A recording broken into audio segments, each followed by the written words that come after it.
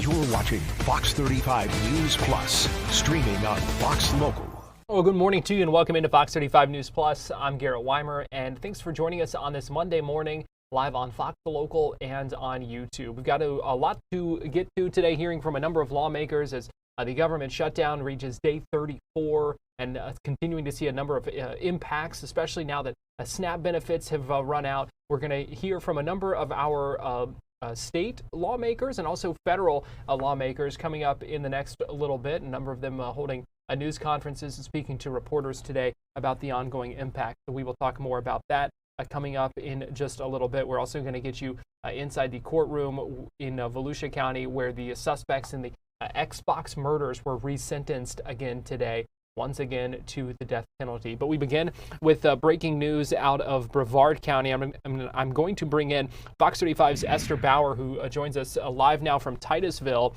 where, Esther, we learned 2 Titusville police officers were injured this morning. What do we know about what happened? So what we know is that both of these officers were responding to a call that someone had a gun. So these officers were trying to get to the scene. I spoke with the mayor earlier today, and he told me that the suspect that allegedly had the gun tried to flee. So then both officers tried to chase that suspect. One officer was trying to do a U-turn. Another officer T-boned that officer. So it happened right behind me. This is South Hopkins Avenue, and the Acorn Drive is the closest street right over there.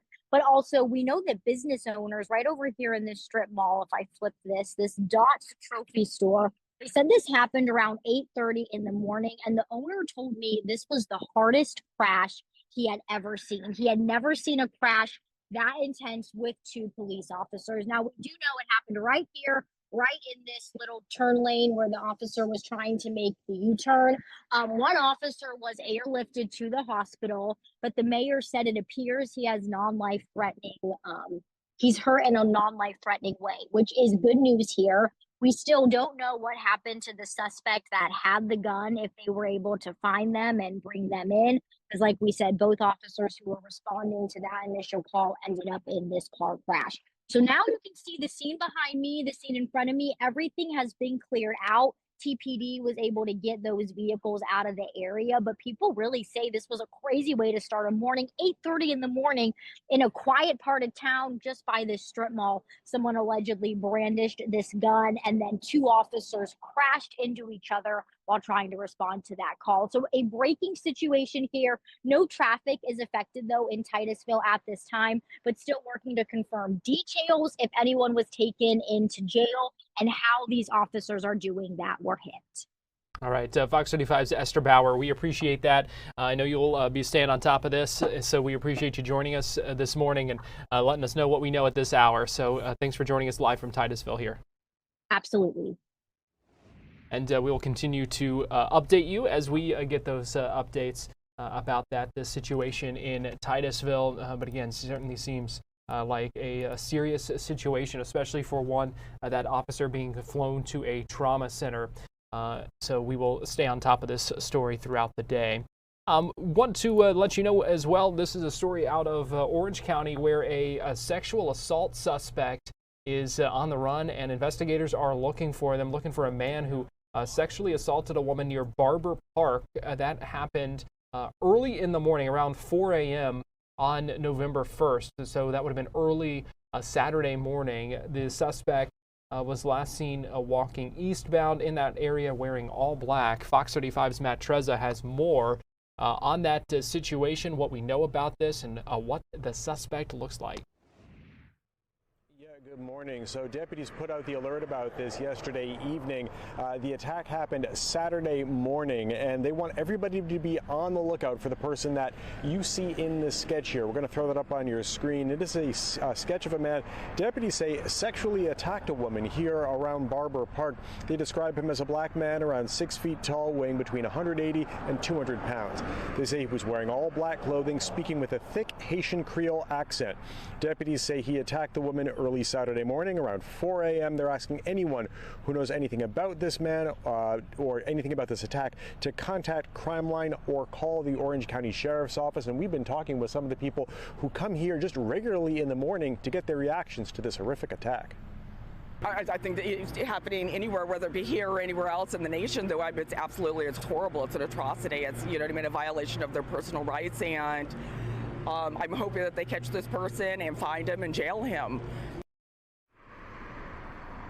Now, again, if you know anything about this attack or you recognize the person in that sketch, you are urged to contact the Orange County Sheriff's Office or give Crime Line a call. You can stay anonymous, and there may be a reward of up to $1,000 for information that leads to an arrest in this case. We're live in Orange County. Matt Trezza, Fox 35 News. Yeah, certainly concerning that we have heard of several similar situations in the past weeks and months. So we will keep you updated as that search continues. Well, it is day 34 of the government shutdown. A number of impacts, as we talked about, with SNAP benefits running out over the weekend. Fox 35's Marley Capper caught up with Second Harvest Food Bank today to talk with them about the impacts they're feeling. As we know, they are seeing an increased need for help. But she also talked with them about how they are helping folks in need in our area right here in Central Florida, our neighbors, our friends and family members who need some help with those SNAP benefits running out, which normally would help them put food on the table. Well, as you guys said, it's 34 days into this government shutdown. Within the past week, we've really been seeing the effects here in Central Florida as the SNAP benefits have run out, and a lot of families have been really scared. So I'd love to reintroduce you to the CEO here, Derek Tubbs. How are you doing this morning? Good morning. Good morning. Thanks for being with us. So you guys don't normally have volunteers on Monday. It's right. Tuesdays through Saturdays. Correct. But we wanted to pack a box with you guys to show the viewers what they might see in one of their boxes. Yeah. Before we do that, can you just tell me just the need that you guys have seen and maybe what you've heard from families who are scared about the shutdown? Well, even before the government shutdown, we were already experiencing some unprecedented need based on the economic conditions that we have, higher housing costs, higher prices of food. Now we're going to layer on top of that the challenges that we're having due to the government shutdown, which as of Saturday meant that our 500,000 of our Central Florida friends and neighbors were not going to receive their SNAP benefits. All right, so let's go ahead and pack the boxes. I know we're supposed to do the cans first. Cans let's first. Go ahead and put them in. So we have some vegetables here. Yes. Well, we got some peaches. Yep. And what we try and do is we have some canned meat here. What we really try and do is these are basically shelf-stable items, and what we really try and make sure that we do from even beyond shelf-stable is to include some fresh produce that might go along with this, some fruits and vegetables, as well as some other meats.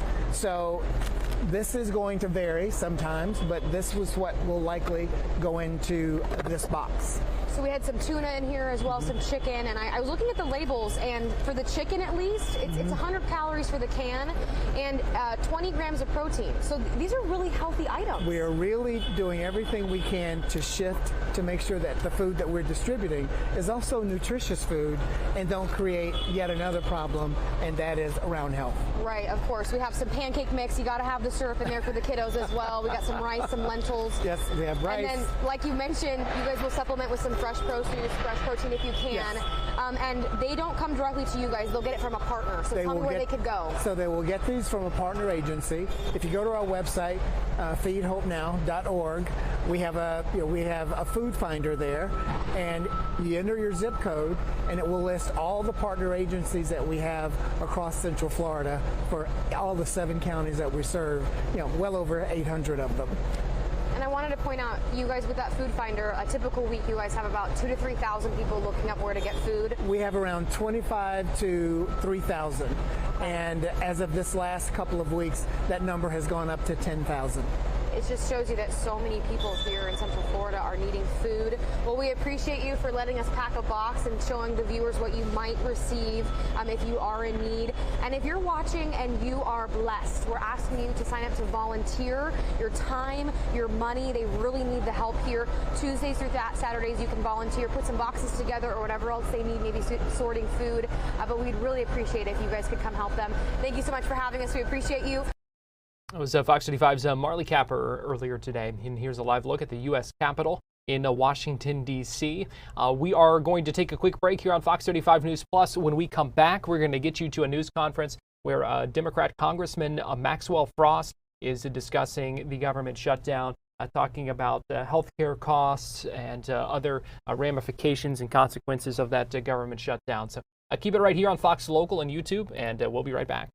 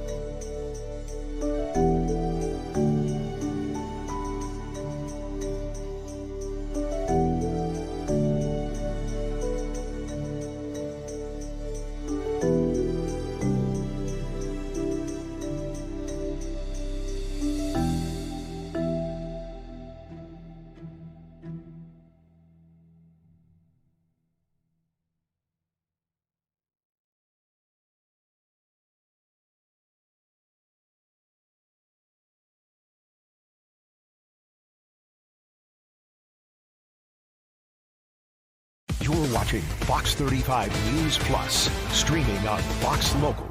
Welcome back into Fox 35 News Plus. Want to get you to this live news conference. This is Congressman Maxwell Frost. He is also joined by State Senator Carlos Guillermo Smith and an Orange County Commissioner as well, as they talk about the government shutdown and some of the local impacts about that, specifically the rising healthcare costs, and talking about the expiration of the ACA tax credits, the subsidies that Democrats have say has really kind of been the centerpiece of the main reason that they are holding out on reopening the government. So let's go ahead and listen in as Congressman Frost speaks live right now in Orlando. The audacity to go to the mics and say that they have no power in this moment. We are in this shutdown because they rather shut down the government than ensure people can pay for their health care.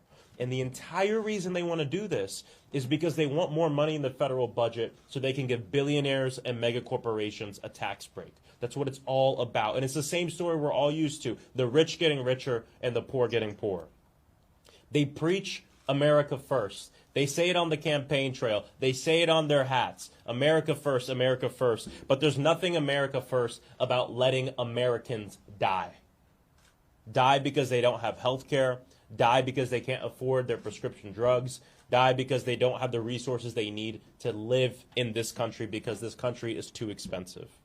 Even many Republicans in Congress, including people I disagree with on 99.99% of things, like Marjorie Taylor Greene, has come out and said, I am with the Democrats on this issue. We need to extend the Affordable Care Act tax credits. Why did she say that? Because her own kids received the letter and she saw what it means for her constituents. This is what's going on across the entire country. But I want to be really clear about something. This shutdown is not an accident. And Trump is using the shutdown to inflict the greatest amount of pain on the greatest amount of people. The administration's cruelty is not just the point, it is the strategy. It took a federal judge to force his administration to release SNAP funds so that 40 million Americans, including 16 million children, don't go hungry. And there's still going to be delays. And look, millions of people in this country, this isn't politics for them, it's life or death. The whole issue with SNAP wasn't collateral damage because of the shutdown. Trump decided to shut down nutritional assistance and food assistance for millions of our people. Why? To make people suffer so he can make a political point. That's not politics, that's evil. This is something we can't wait on. And Donald Trump is prepared to throw even more people under the bus. Every member of Congress has to come to the table and has to go to D.C. I have been going to D.C. every single week during this entire shutdown, even though we don't have session. Why? Because we're going there to demand that SNAP benefits be restored. We're going there to demand that we save our health care. We want the government to be open. We don't want our federal workers, most of which are working class Americans, to go without a paycheck. But it is up to the Republicans who run the entire federal government to call Congress into session so we can actually get something done. It is, I believe, that it is the job of our government to ensure our people are safe and healthy. There is no greater responsibility, no clearer moral test than ensuring that everyone can see a doctor, can get the medicine that they need, and live without fear of losing it because they have an illness. And unfortunately, no matter what Donald Trump and the likes of Elon Musk want us to think, we are more closer as a people to living on the streets, to needing the same SNAP benefits that he took away and wanted to take away from millions of Americans than you are than being a billionaire. 60% of our people live paycheck to paycheck. Donald Trump ran around this entire country promising everyone he'd do something about it if he was elected, but he's making it worse. And he's making things better for billionaires just like him. The only reason we're still fighting this fight is because greed stands in the way. And this is an urgent fight to protect the health of our people, to create a comprehensive healthcare system where every single person gets the care that they need when they need it. And whether it's student loans, health care, housing affordability, we can't accept this argument that working people are living outside of their means and that's why we're in this situation. It's not because we live outside of our means, it's because we've been denied the means to live. By spineless politicians, by greedy mega corporations, and by the people who have rigged this economy, rigged our democracy, rigged this country for so long. We've had enough. And this fight is showing the entire country just what government can do and take away from them as well. They want you to believe that there's not enough to go around. They want you to believe that because someone else is taking too much, you don't have what you need. But my message is simple, and I've said the same thing this entire year. The reason you can't afford your rent has nothing to do with the immigrant. The reason you can't afford to send your kids to school has nothing to do with a trans person. The reason why everything's so damn expensive has nothing to do with black history or diversity, equity, and inclusion or your fellow neighbors. You have more in common with the people living next door to you than you do with people in Washington, D.C. like Donald Trump.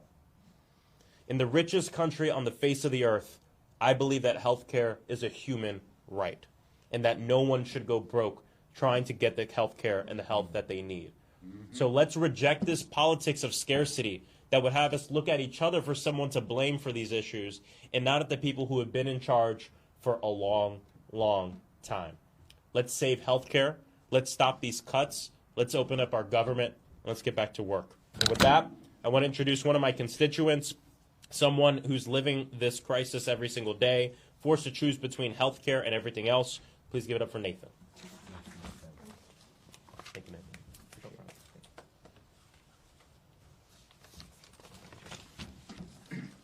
Well, hi, everybody. Thank you for the opportunity to speak today. I appreciate it. I mean, to be honest, I'm usually not someone that likes to be in the spotlight, but I've been told that my story matters, and after seeing what's happening here today and talking to everybody here, I believe that that is true. Yes, my name is Nathan Boy. I'm a husband, father of 3. I'm returned to college later in life as a student, and then I'm also a person living with diabetes. And earlier this year, I enrolled in the ACA Marketplace plan, and it was great. It was very affordable, super reliable. I actually got all my medications, everything. It was great. It was only $28 a month. And that included 90% of my medications that I needed to stay healthy. And that, that's great because it helps me keep my family, we stay on track, and I stay alive, I mean, to be blunt. But that's all changed after, what we've all heard or described as the big ugly bill. Since then, I've received a flood of messages from my insurer. I've gotten emails, letters, phone calls. Actually, I brought one to kind of show you guys, but this one came in a couple days ago. It says that my health premium is going to be $733 a month now.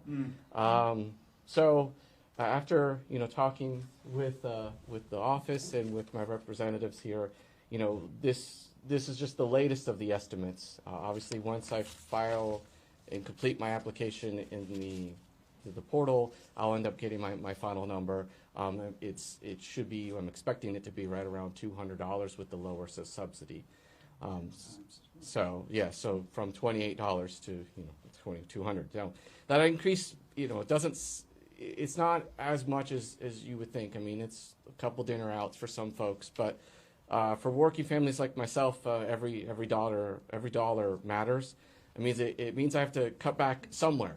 Whether that's something that impacts the family, impacts myself, impacts something. We have to get the money from somewhere. So unless something changes, I'm going to be forced to make impossible choices that, essentially means that I could survive another day. No family should have to face that. The Affordable Care Act with the premium tax credits were designed for working families like myself. It makes health care accessible and affordable for everybody. So, not to borrow the limelight, but we deserve a system where staying healthy is not a luxury, but one that we can all enjoy. So I know my case is not nearly, as dire as others that I've heard here today. But if I had a choice, I'd rather give them my coverage because they need it more than me. But anyway, thank you.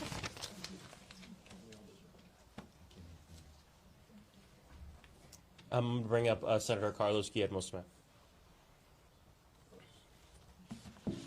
Thank you, Congressman, and thank you, Nathan, for sharing your story, and for all of the constituents who have been reaching out to our office to share their story as well, reaching out to Congressman Frost's office to share their stories. We know that many of them were actually published in the Orlando Sentinel over the weekend, because it's important that people understand the human cost of what will happen when these subsidies for the Affordable Care Act expire. What's happening in D.C. right now, it's not abstract policy. It is very personal and very real for our constituents here in Central Florida. Because of this shutdown and because of their big betrayal law, millions of working families are facing these skyrocketing healthcare costs. They're facing cuts to Medicaid and the threat of losing affordable healthcare coverage altogether. Here in Congressman Frost's 10th congressional district, 76,000 people stand to lose their health insurance if Congress fails to extend the enhanced ACA premium tax credits. We know another 189,000 Floridians will see their premiums skyrocket, an increase in an average of $530 extra a month. That's just the average. These subsidies have been a lifeline to these families. They've helped them afford coverage and saved an average of $705 annually for each of these enrollees. But if these subsidies expire, what we will see is that 4 million Americans nationwide could lose coverage.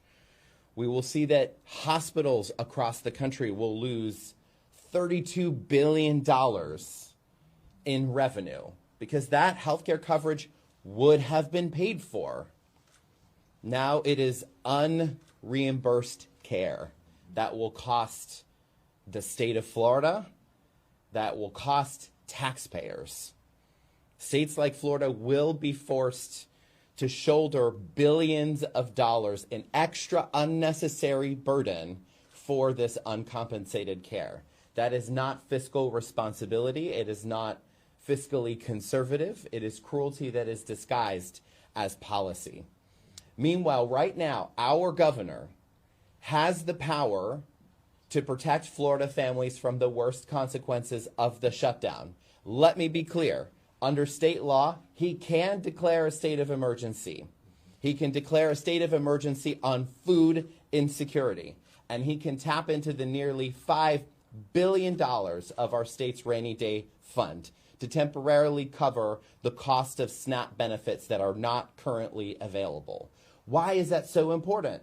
Because 15.3% of Orange County family households, 15.3% of Orange County households rely on these SNAP benefits to eat.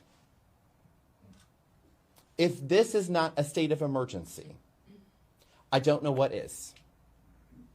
We all saw earlier this year, for I think over the 12th time, the governor renewed his state of emergency on immigration. He renewed this state of emergency over a dozen times. And when he renewed that so-called state of emergency, he tapped into over $300 million in public money to build the Everglades detention camp that they called Alligator Alcatraz. Why can't he declare a state of emergency on food insecurity to make sure that children across the state of Florida are fed? Exactly. It is about priorities. So today we are leaning in again and calling on the governor to declare that state of emergency. But he can do more. He can authorize our state agencies to draw from emergency funds to fill the gap. He can direct our State Department of Children and Families to coordinate with local food banks and community partners to ensure that no child goes hungry. He can also expand school meal programs to be universal across the state of Florida during this shutdown. These are tangible and concrete actions that our state and our governor can take to actually be part of the solution. State Senator Carlos Guillermo Smith joining U.S. Congressman Maxwell Frost.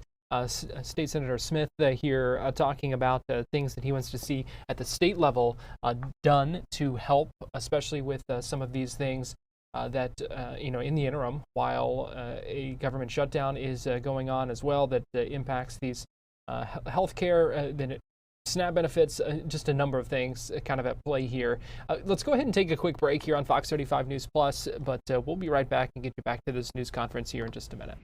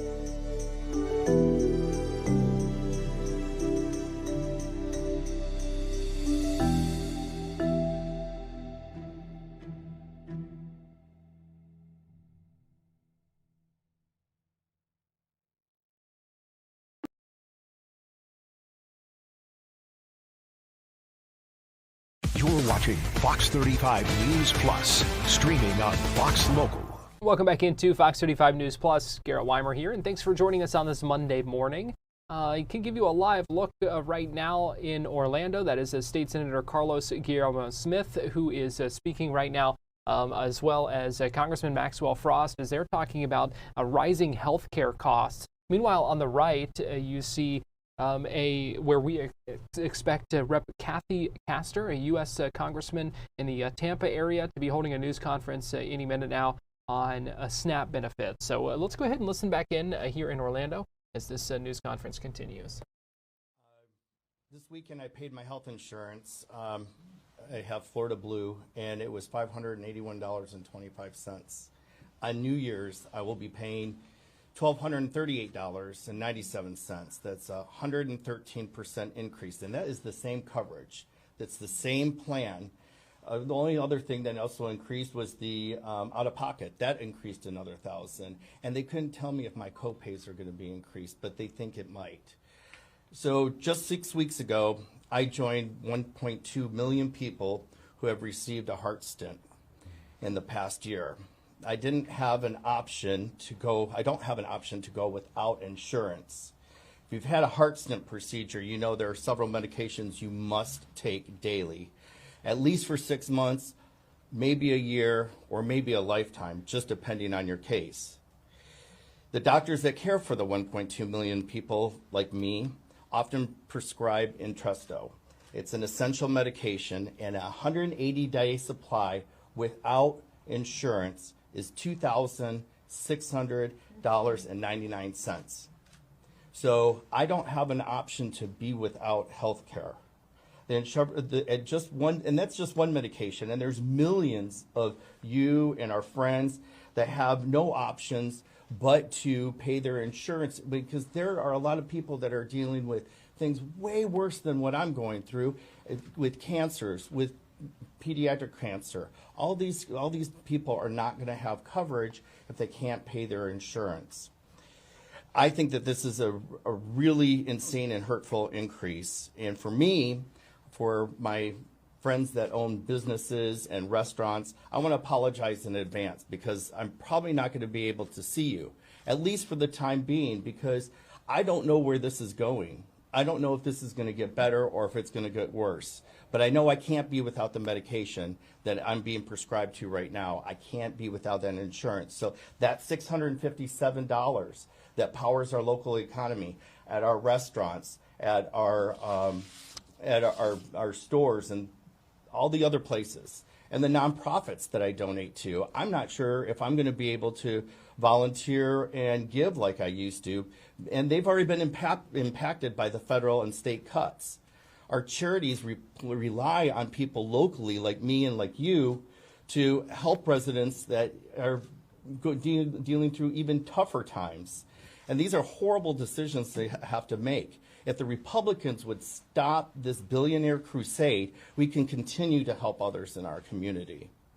And what else is scary? Because all of this is impacting the next person down. Think about all the people that are getting the same information that I got this weekend, that all of us got this weekend, that were planning a trip to come down to Orlando. This is their vacation. Do you think, what's the first thing they're going to cut? They're going to cut coming down here. And we know that that's going to impact all of us, from the parks to the hotels, to the people that are going to be laid off because the people aren't coming down here. So when they realize how much their health care is increasing, I wonder if the Republicans are going to be notified by their family members, like was mentioned earlier, or their neighbors, or the school teachers, or anybody else that is paying into a system that is already broken, that is only going to make this worse. The Republicans have made these changes negatively impacting our economy and our quality of life. I wish that they would look at this devastating impact that have on our kids, on our neighbors, and you. My friend Amanda, right before I came here today, she's got 2 kids, and both her and her husband are self-employed. And their increase, now they're going to have to pay $3,800 a month. Now, this economy is not that great, and if they lose a contract, what does that mean? What if one of their kids or her husband has to go through what I'm going through right now? I mean, this is going to be devastating to people locally and nationally. So thank you for Congressman Frost for caring. Thank you all for being here, and I wish for better times for all of us. Thank you. All right, now we'll bring up Orange County Commissioner Gomez Cordero. Thank you. Good morning, everyone. I am your Commissioner, Maribel Gomez Cordero, District 4. And I'm here because part of District 4 is covered by Congressman Frost. And I'm going to say the same thing they have been saying, but I'm going to say it in Spanish because we have the media in Spanish here, and it's important that everybody understand what we're doing here today. Buenos días a todos. Mi nombre es Maribel Gómez Cordero. Soy la comisionada del Distrito 4 de Orange County. Y estoy aquí con el congresista Frost porque él cubre parte de lo que es el Distrito 4. Y con esto le quiero decir que voy a repetir lo mismo que ellos dijeron en español para beneficio de todos nuestros hermanos y amigos hispanos, ya que las cámaras, la media de aquí hispana está presente. This is Maribel Gomez Cordero, Commissioner on the Orange County Board of County Commissioners. She represents District 4 in Orange County, speaking now, echoing some of the sentiments that we heard from Congressman Maxwell Frost and from State Senator Carlos Guillermo Smith as they talk about rising health care costs. Again, on the right, you see we are expecting a news conference in Hillsborough County, Feeding Tampa Bay. Congresswoman Kathy Castor, a Democrat representing Florida's 14th district, expected to talk about SNAP benefits. SNAP benefits, as we noted, did run out over the weekend because of a lack of funding. There is also a deadline looming for the Trump administration to tell 2 federal courts how they're going to restore that funding after courts ruled that they must continue to fund those benefits. So still a lot that's kind of in limbo at this point, I guess you could say, on day 34 of the government shutdown. We're going to take a break here on Fox 35 News Plus, but we'll be right back.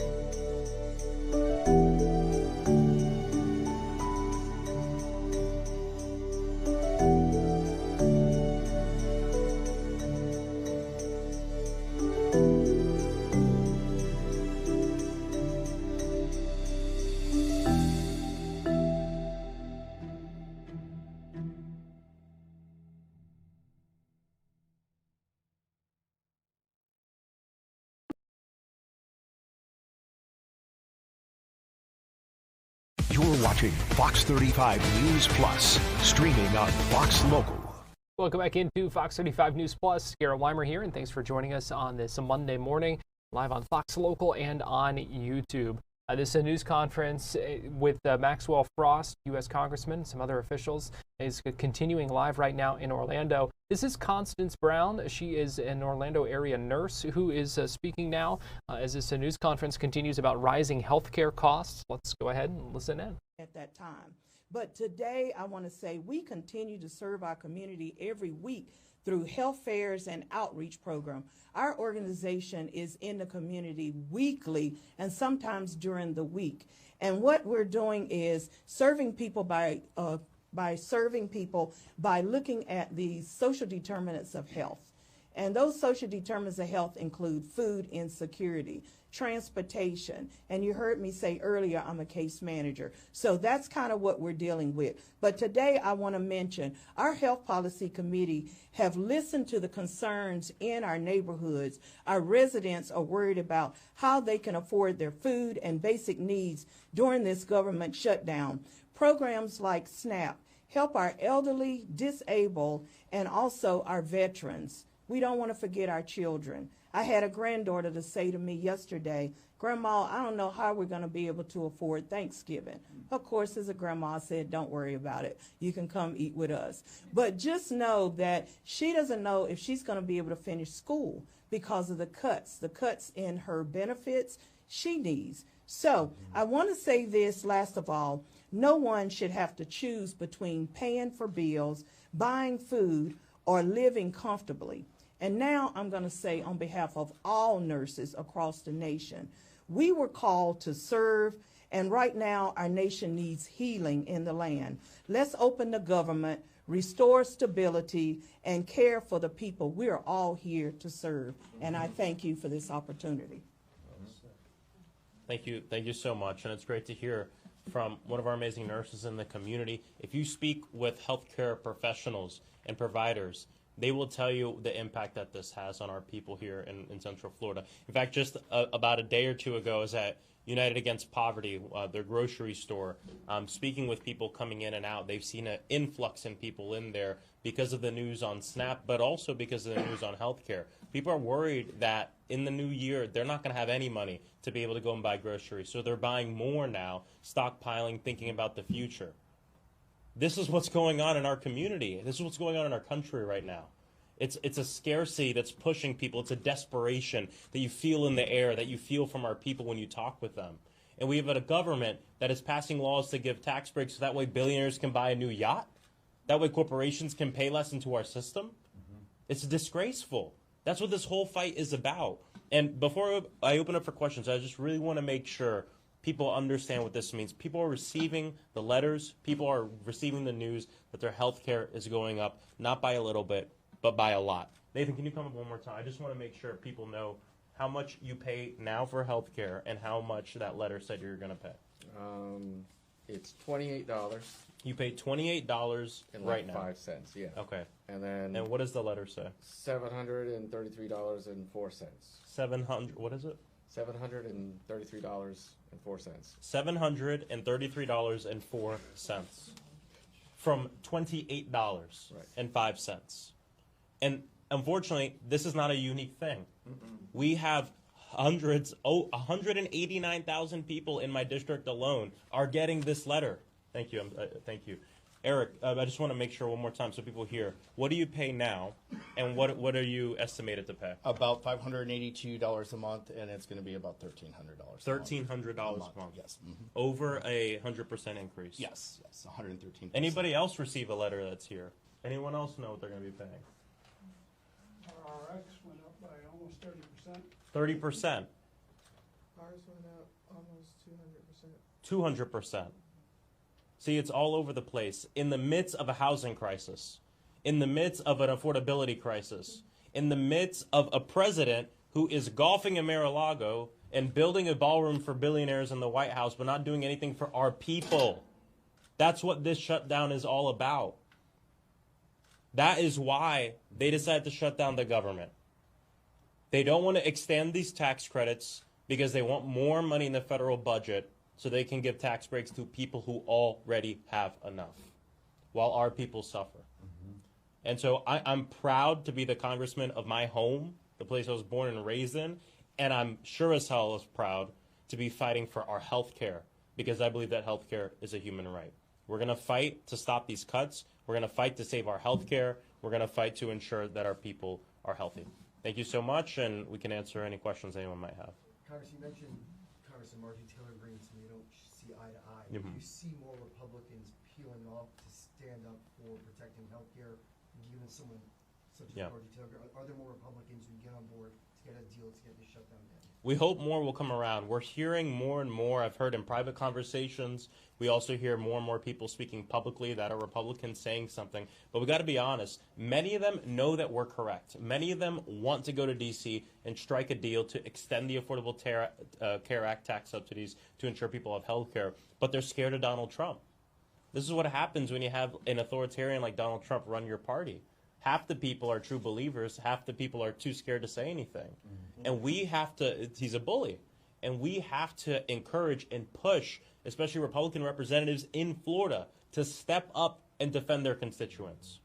I think about 3 specific Republicans in South Florida. South Florida loves the Affordable Care Act. Those are the number 1, 2, 3 districts in the entire country. You talk about someone like, who do we got down there? Maria Salazar. Someone who her district, so many of her constituents are on the Affordable Care Act. Where's her voice on this? Mario Diaz-Balart, where's his voice on this? Carlos Jimenez, where's his voice on this? Their constituents are the ones that are going to suffer, but they're more scared of the president than they are of their own people.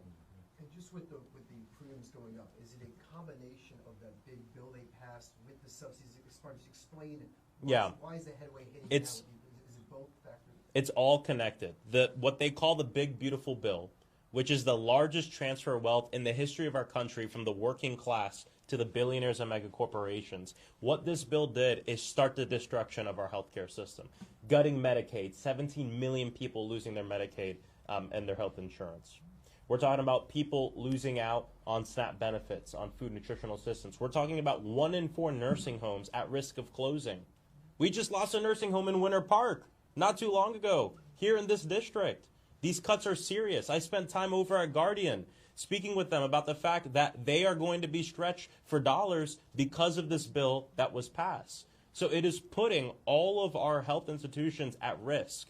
And then we fast forward and we're getting to this point now where the Affordable Care Act tax subsidies will expire. And if we don't extend those, health care will go up for people starting in the new year from 50 to 300%. But we can't wait till the new year to do something about it because people are already receiving the letters. People are already being told they're going to pay more. Congressman Maxwell Frost answering some questions live right now in Orlando. I want to go ahead and take us now to Tampa, where we are hearing from Congresswoman Kathy Castor, another Democratic member of Congress from Florida here, talking about SNAP benefits and talking about President Trump. She's going after him now for not extending those SNAP benefits. She is holding this news conference at Feeding Tampa Bay and saying that even for all the good work they do there, it's not a substitute for SNAP. So let's go ahead and listen in as a Congresswoman speaks about SNAP benefits. To the healthcare crisis and the food crisis now. This is the 45th day of a shutdown of the United States House of Representatives. I should be flying to Washington, D.C. this morning for committee meetings, negotiations, and votes. And never in my years of service have we seen a shutdown of the People's House because they refuse to negotiate a pathway forward. That's kind of un-American, not to negotiate and sit down and have that dialogue. We can do better, and when people's lives are at stake, when their pocketbooks are at stake, the least the politicians in Washington could do would be to sit down and have that dialogue and find a way out of this. If we can't find a way out of it, people will call on our local elected leaders in addition to our nonprofit community. And I'm grateful that we have an outspoken champion for the people in County Commissioner Gwen Myers. Commissioner, thank you for being here. You have guarded the Hillsborough Healthcare Plan for years. That's another important backstop. You've made sure that Feeding Tampa Bay is central to the lives of our neighbors when they need it. So thank you for being here, and thank you for your remarks today. Good morning. Today is a day that we all could get involved. There are so many citizens of Hillsborough County that count on the SNAP, count on health care, and we are letting them down. What we have to do, we have to call all of our Congress representatives in the Senate and the House and say, come together, because my family can no longer survive this. 45 days is 45 days too many. And we look at our young children who wants food and pulling on mom's coattail, and she has nothing to offer. Well, we're going to refer you to come to Hillsborough County, to our Human Services Department, one of our social services agencies. Go there and ask for help. You cannot be afraid now to ask for help. And with health care, it's a part of our economy. We don't want anyone in Hillsborough County to go without health care. And with the plan that the Congress people are holding out to negotiate, the average citizen, these two individuals right here, they cannot afford another increase. It just can't happen. The pocketbooks are already full, taking care of family, taking care of everything in the household. And we have to be very vigilant to help individuals today. We don't know who all they are, but we do know they represent our city, our county, and our nation. And we have to stand ready to help. That's why I commend Tom Mance with Feeding Tampa Bay to help. They stand ready every time something happened. I can remember when the first day came out, Tom was on some station, don't remember, out at the airport saying we ready to help the airport workers.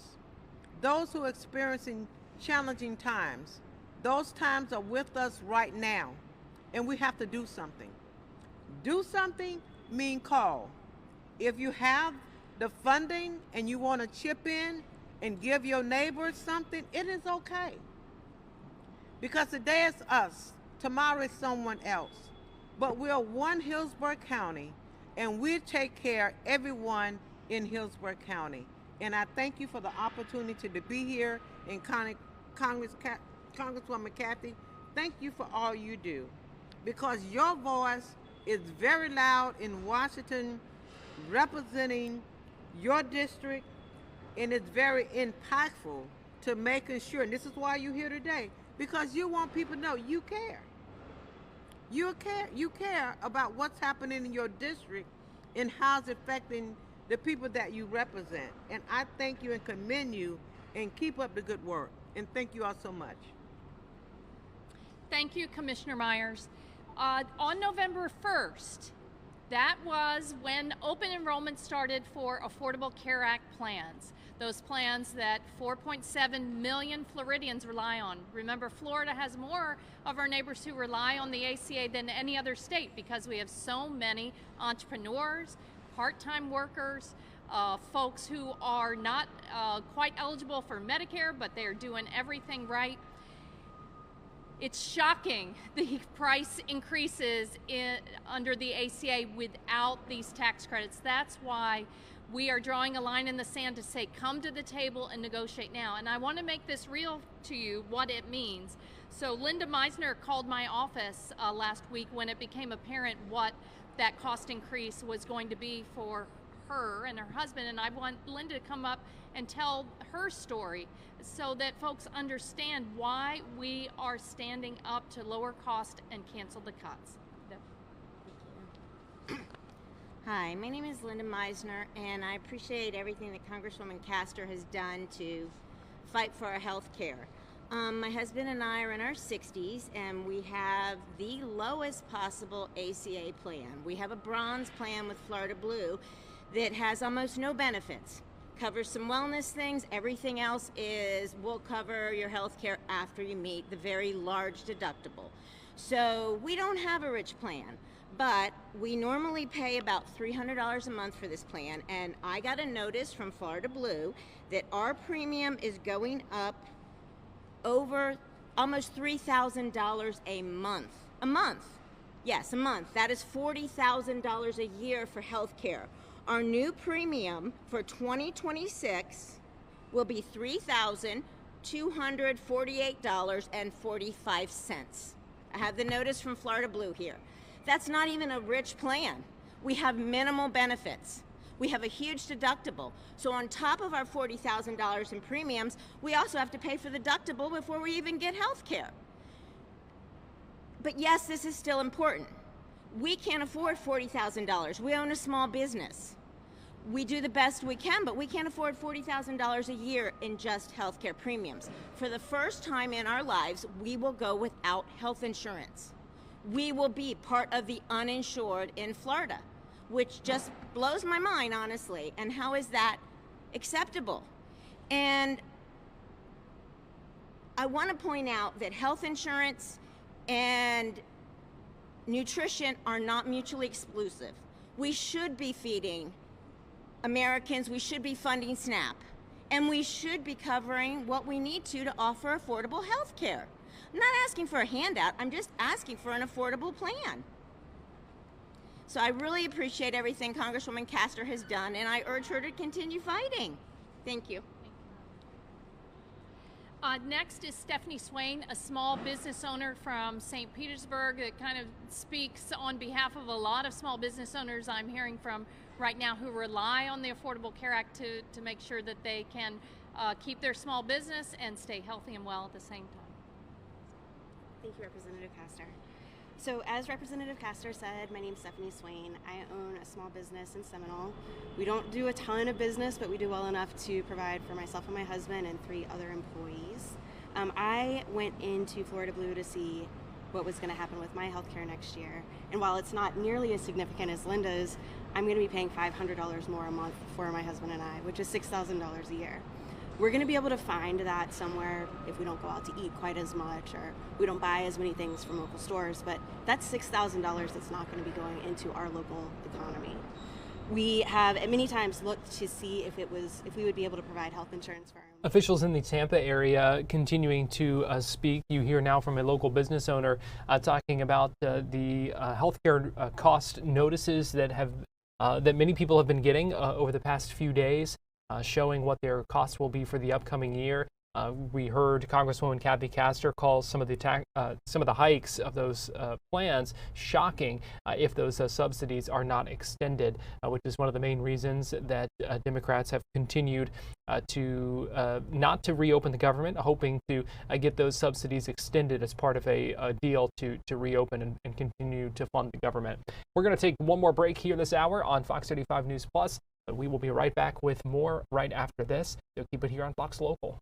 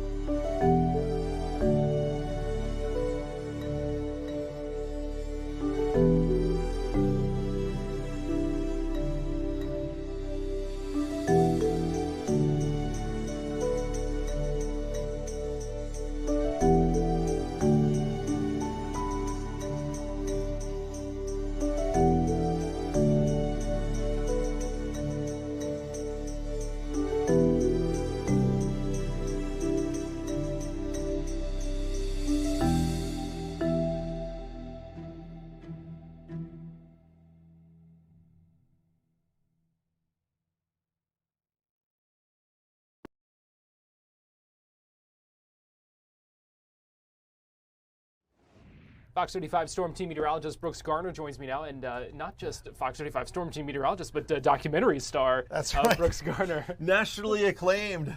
Yeah, we were talking before doing the weather here that I was featured on the Discovery Channel in a show called In the Eye of the Storm, and it aired Sunday night at 10 o'clock, and it's a docuseries about extreme weather. And we had the TV station Tornado here in Florida on March 10th, 2025, when a tornado hit the TV station, and I was live on the air carrying us through all the coverage. So we talked about that, and then I was using the capacity of being a meteorologist to look at other extreme weather around the U.S.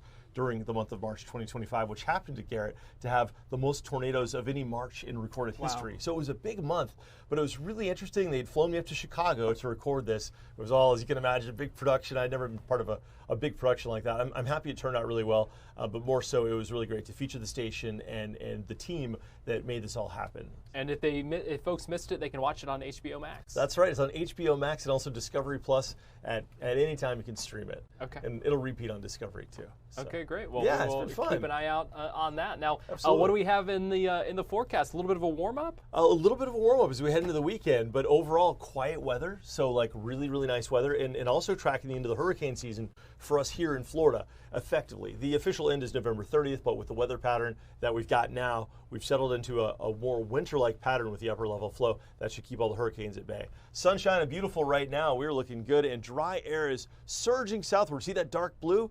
On the north flow, we've got this little cold front that moved through overnight, and that's transporting in some of the driest weather we've seen so far. So it's going to feel terrific this afternoon, but breezy. Winds out of the north about 15 to 20 miles an hour, making for some rough seas on the beaches, 71 degrees at Deltona. But more so, this is the week of the highest tides of the year. They're called the king tides, and on Thursday, November 6th, the morning high tide will be the highest tide of the year at 5.44 feet. That's on the far right-hand side of your screen. This is the tide map of every day of the week where we go up and down, high tide, low tide, and the tide cycles that are totally normal. But because the moon will be closest to the Earth in its annual orbit in what's called the perigee, we'll have the highest tides. And so at times of high tide on Wednesday and Thursday, there may not be much beach to enjoy. In fact, there could be some beach erosion if we start catching any kind of waves coming on shore from a distant swell. Today we'll have waves of 2 to 4 feet, medium risk for rip currents. Not the best swimming, very busy winds, a longshore current going from north to south, which can, if you're floating around, can push you into a rip current. So it's recommended you stay out of the water. Although it's beautiful outside, it's also kind of cool. I think that a lot of folks going to the beach today would probably be tourists from up north where they're used to the cooler weather. So just be really careful. Our Atlantic waters are kind of notoriously dangerous. 75 in Sanford today, 76 in Orlando. Beautiful day today. And over the next 3 days, we will indeed warm up into the low 80s. There could be a couple of showers around, but it's not likely. That would be like tomorrow night, Wednesday night, Thursday night, something like that.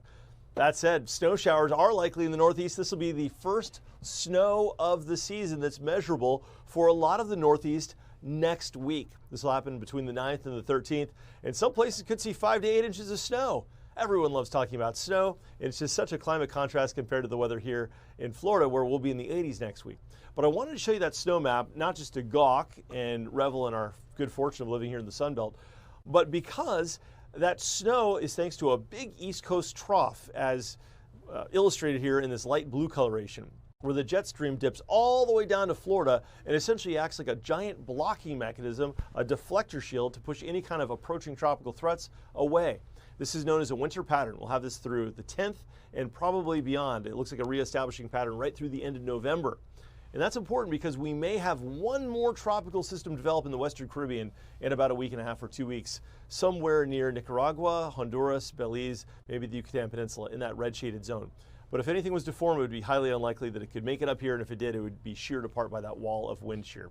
So while the hurricane season officially does not end until November 30th for the Atlantic Basin at large, effectively when you get these weather pattern just seismic changes, it flips the switch and shuts off the hurricane season locally. And that's essentially what we're seeing here in Florida. In Texas, this process usually happens in October. Usually Texas, October is the last of their hurricane season. For November, we usually see that shut off around early to mid-November. Now, it's fact that there are no tropical systems in the forecast for the next 7 days, although we may see in about 10 to 14 days, maybe 10 to 15 days, something developing in the Western Caribbean. All right, 7-day forecast time. Very little, if any, rain in the forecast for the next 7 days. A general warming trend into the day Sunday, but then that second reinforcing cold front comes in, so we'll see temperatures by this time next week back into the lower to middle 70s for highs. So that's good news. Yeah. Yeah, no, I mean, that's a good-looking 7-day forecast right there. Yes, but at some point, it's so funny. We've done this long enough where it's become cyclical. We're going to be complaining about how we haven't had enough rain. We need more rain. This is a drought. When's the rainy season going to begin? So it's the same old thing every year, but here we are. Here we are. Well, Fox 35 Storm Team meteorologist Brooks Garner, we appreciate you joining us. You got it. And thanks for the plug for the HBO Max Discovery Channel show, In the Eye of the Storm, a partnership with Fox 35. Yeah, can't wait to watch that. Brooks, thanks. You bet.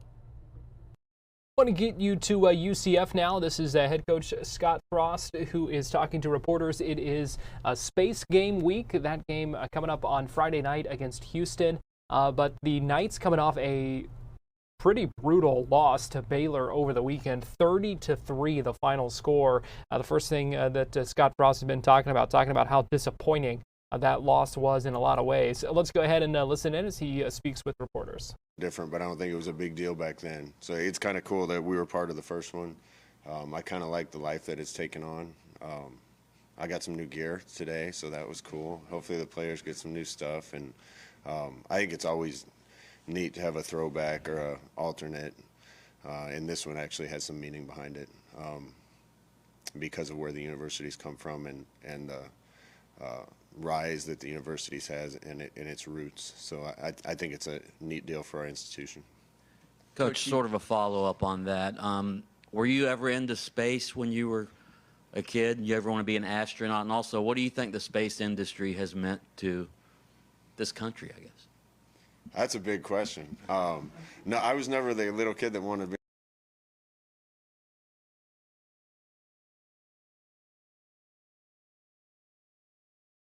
Peyton and Michael Jordan and Mike Singletary on my wall, and pictures of bighorn sheep and big bull elk on my wall because my dad liked that.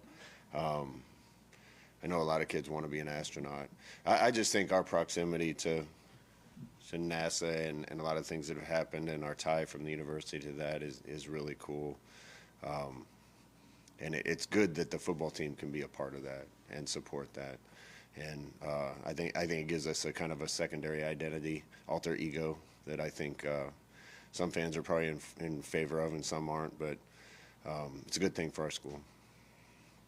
Coach, you mentioned how Houston wasn't happy with their result against West Virginia. How do you keep your team from focusing on that result against a team in West Virginia that you guys beat not 2 weeks ago? Well, I give West Virginia credit watching the tape. You know, first of all, the game, watching their game, Houston turned it over 4 times, which they hadn't been doing all year, and that was a huge part of it. West Virginia played a lot more physical than they had, I think, leading up to our game. And they, looked like a different team on tape playing Houston. So I give them credit. Houston's a physical team, and we have to be able to match that. When you watch Houston's tape, what stands out is how hard they play. We need to make sure that they don't outplay us. And then we'll have a good game. Coach, Saturday obviously didn't go the way you wanted it to, but just from a leadership standpoint, guys in the room, how did they bounce back? How have they adjusted and moved forward? I felt like we were fighting against it. There was a little bit of a hangover today, but we need to move on from that fast. We actually had a walkthrough last night and a shorter practice today. We got to get our work done tomorrow. There's no time to sit and sulk and lick your wounds. We got to play in 4 days here. So it's time to move on. And like I said, my message to guys, it's not just football, it's life. You're cruising along and everything's going well. And sometimes bad things happen you don't expect. You have a bad experience you don't expect. You just got to shake it off and step up, and that's what our team has to do. You say with a bye week, you put maybe a little bit too much on their plate, too much scheme in. At what point do you hope you will be able to do this in this rebuild process? I think that's just an experience thing more than anything. If we have a core of guys back last year that already know the scheme, then I think you can be a little more creative. And we have been at times. We just have to watch the volume of that, I think, right now. What do you guys need to do maybe to get over that hump to maybe be able to convert those and have opportunities to extend some of those drives?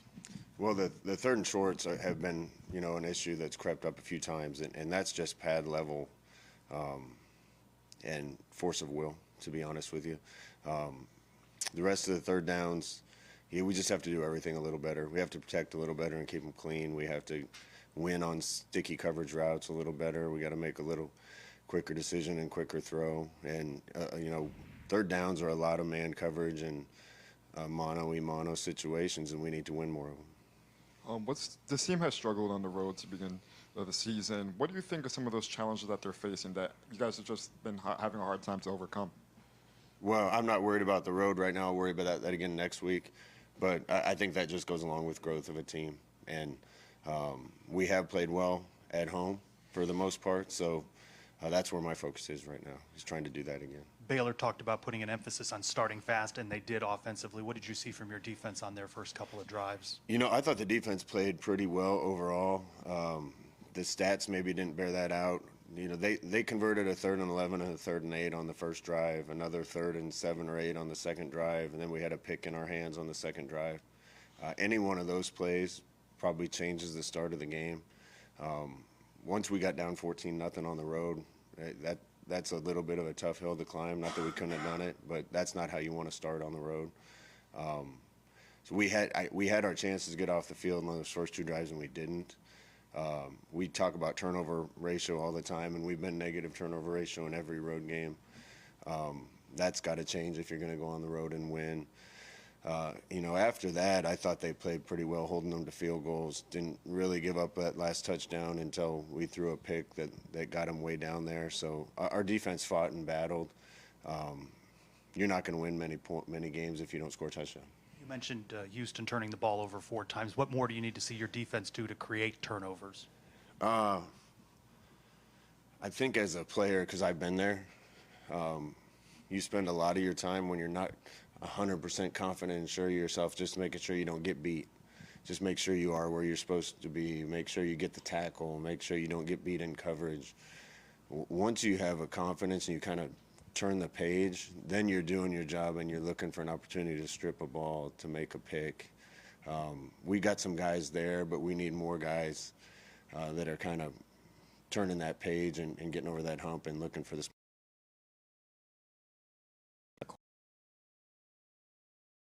Quarterback on the other team in the form of Cooper Wakeman there.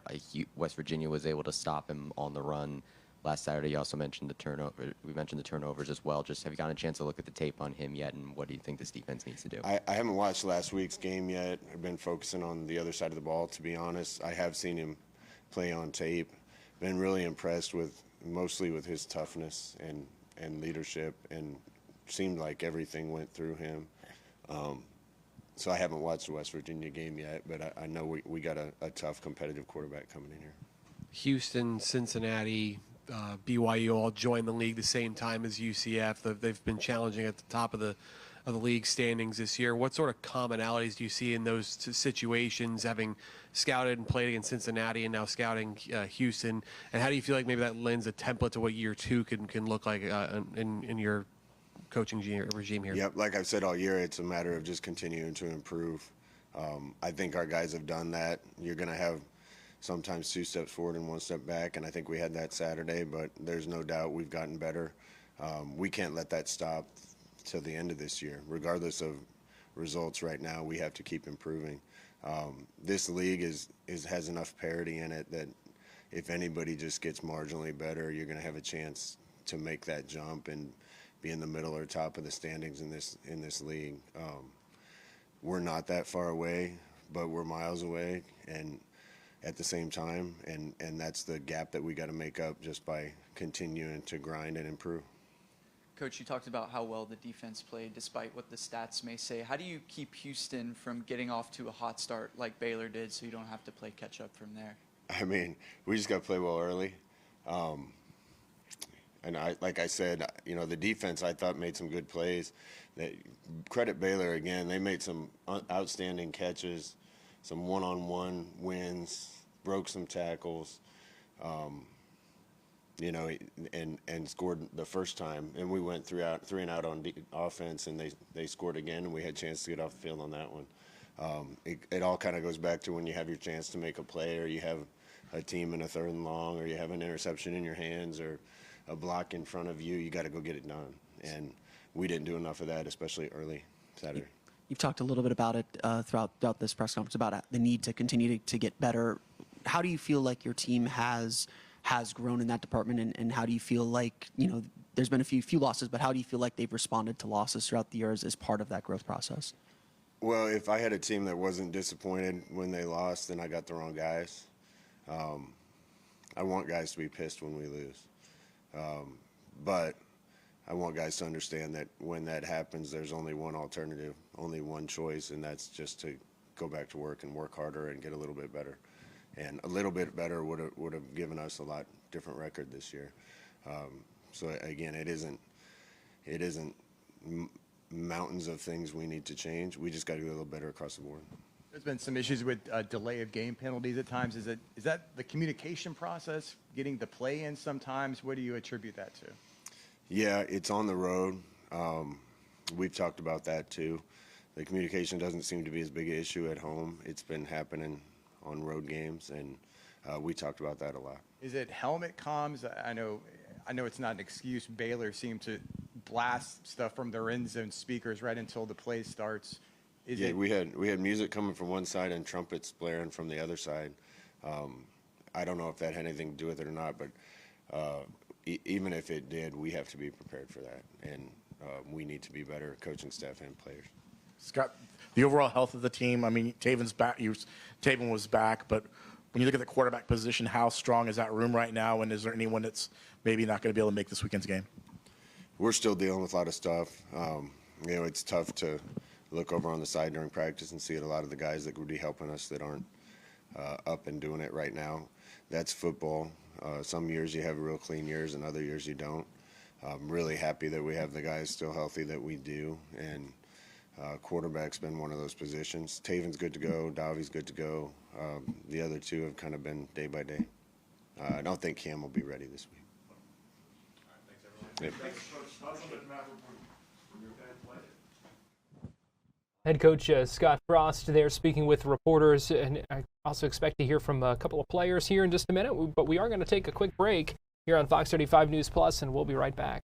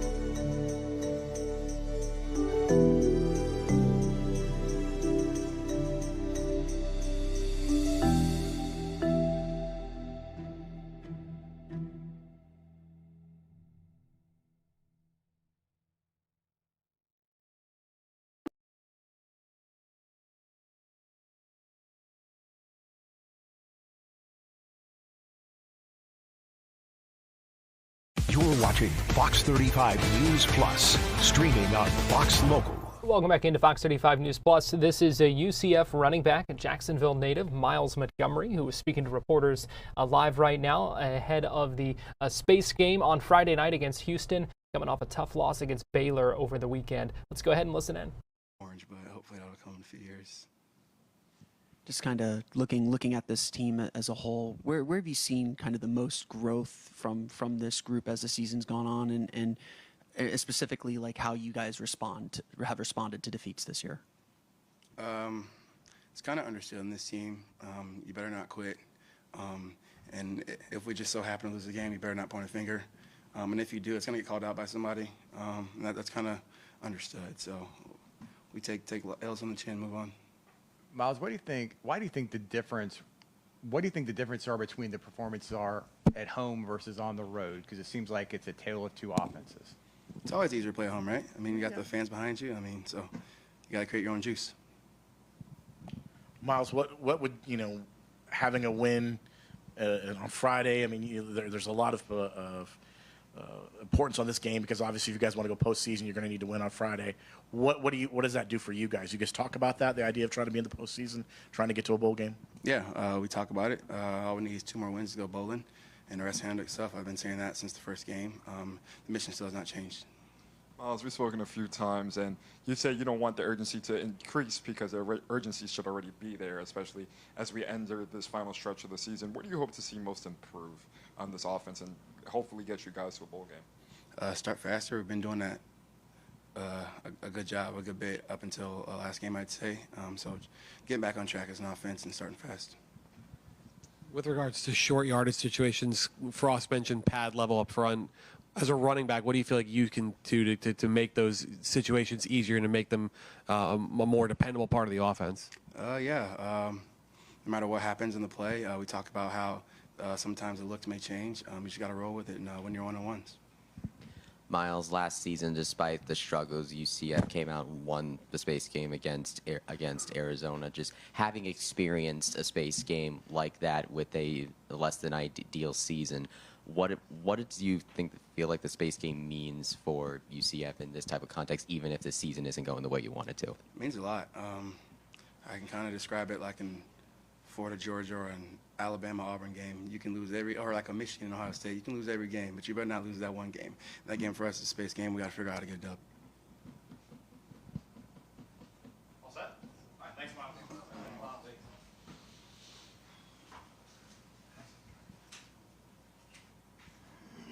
Miles Jackson finishing up, speaking with the reporters there, expecting.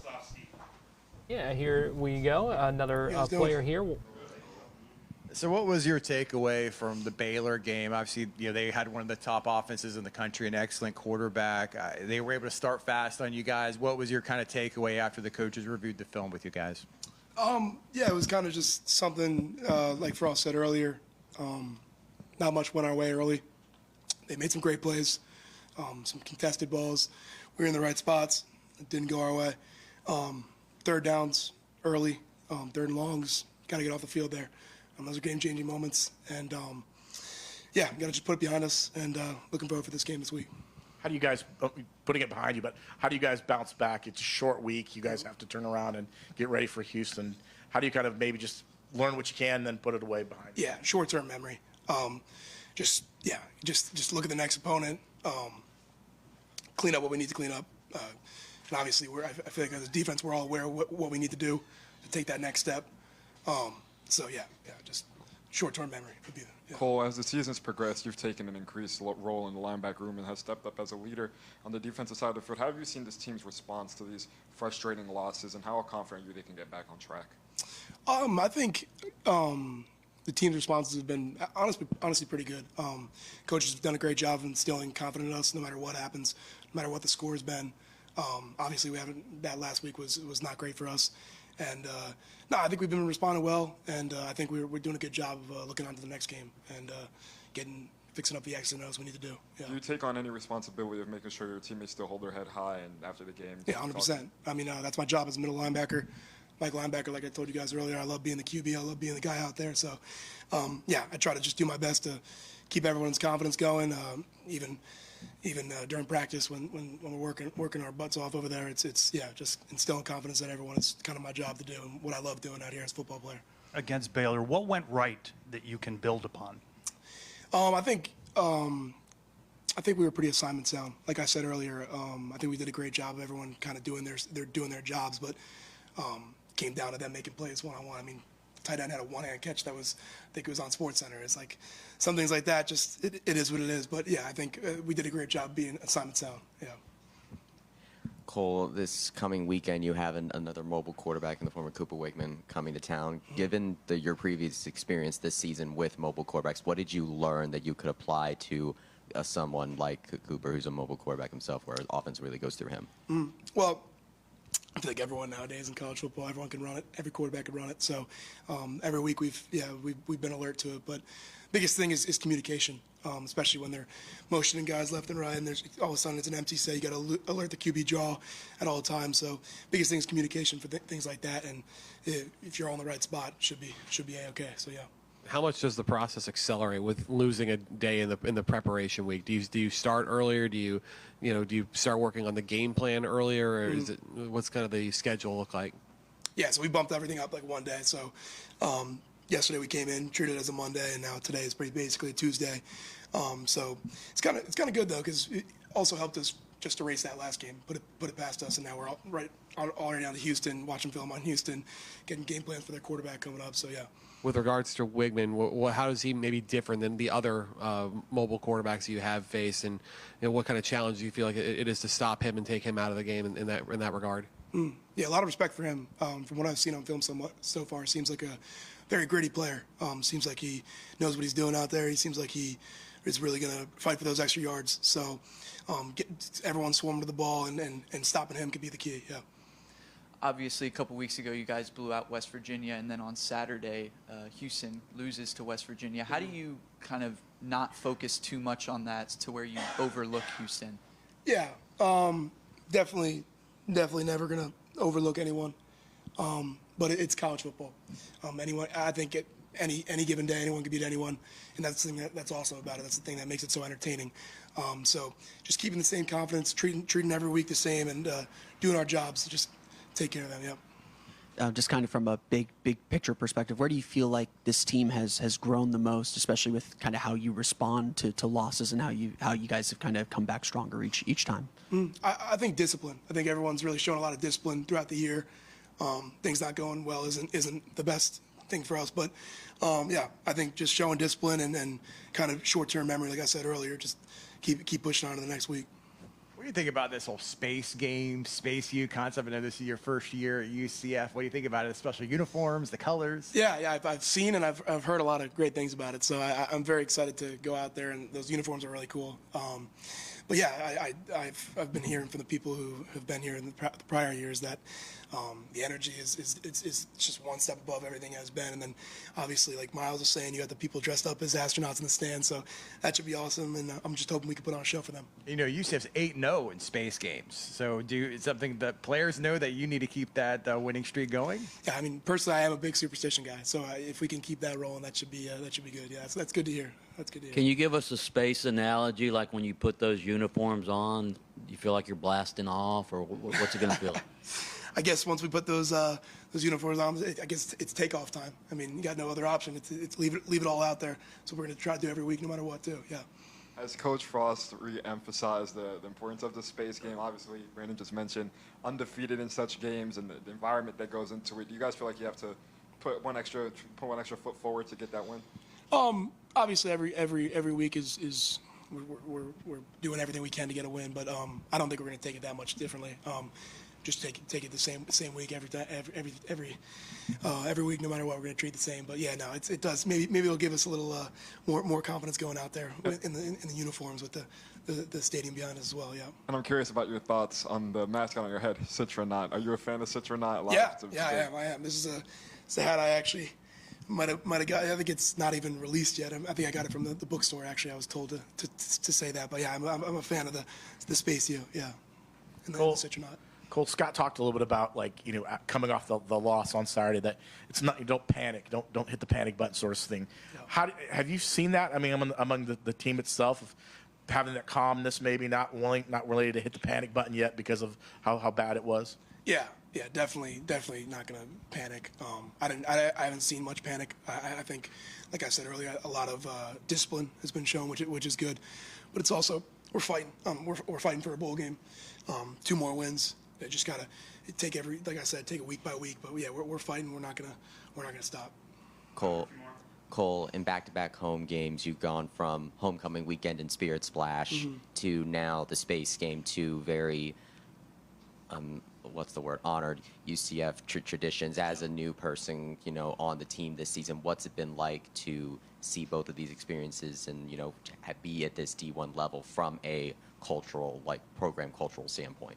Yeah, it's been awesome. The traditions have been awesome to get accustomed to learn about it and things like that, especially with the institution, about how the history of the space and everything like that. I think it's been awesome experience. The senior splash was really cool too. Getting the ducks thrown all around, that was awesome. But yeah, no, I've been a fan of it all. Like I told you guys a couple weeks ago, I'm loving it. I'm loving every second of it. I love football. I love this team. I love University of Central Florida. So just got to keep pushing for the rest of this year. What's your process for dealing with a loss? You say you move on from it, but does it motivate you as well? Yeah, definitely. Definitely motivates us to practice a lot harder.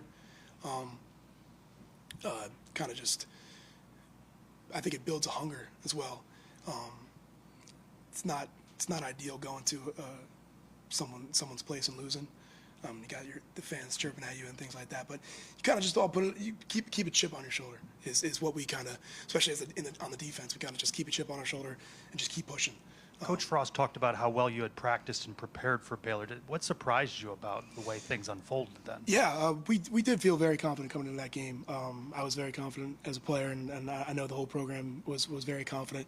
But I guess things just didn't go our way. They made some great plays as well. Credit to them. Yeah, just didn't go our way. As a defense, how do you keep Houston from getting off to the same hot start that Baylor did? What are you emphasizing as the quarterback of the defense?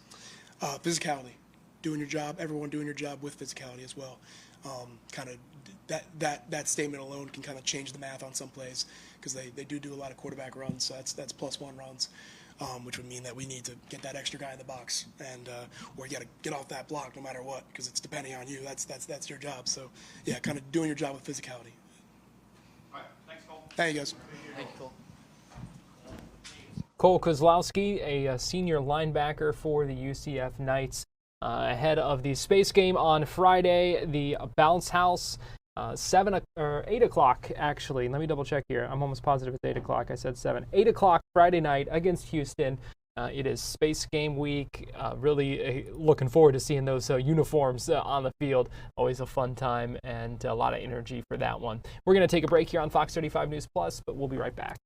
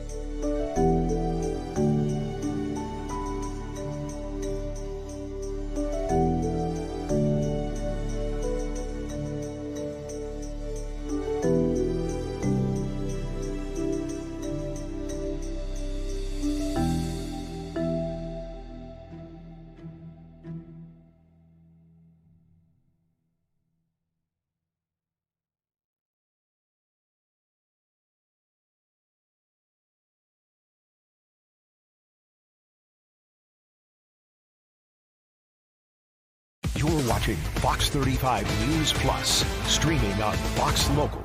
Welcome back into Fox 35 News Plus. I'm Garrett Wymer, and thanks for joining us on this Monday afternoon, live on Fox Local and on YouTube. Governor Ron DeSantis was in Jacksonville earlier today.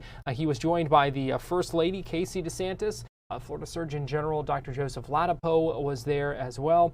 And the Secretary for the Agency for Healthcare Administration. And they were talking about some awards for cancer funding, some research projects, obviously something that is personal to the First Lady. She talks often about her battle against cancer. We're just coming off of October, which is Breast Cancer Awareness Month. We know it is cancer is something that has touched so many families. And so Governor DeSantis at this news conference earlier today at Wolfson Children's Hospital in Jacksonville, announcing some cancer funding awards and talking about Florida Cancer Connect. So I want to get you to that news conference that happened a little bit earlier this morning in Jacksonville. We're here at Wolfson Children's Hospital, joined by our wonderful First Lady, my wife Casey. We have Florida's Surgeon General, Dr. Joe Ladapo, ACA Secretary Siobhan Harris. We have our great Senator from Jacksonville, Clay Yarborough, and our great Representative, Kian Michael, is here as well. Wolfson Children's Hospital, represented by Mark Toney.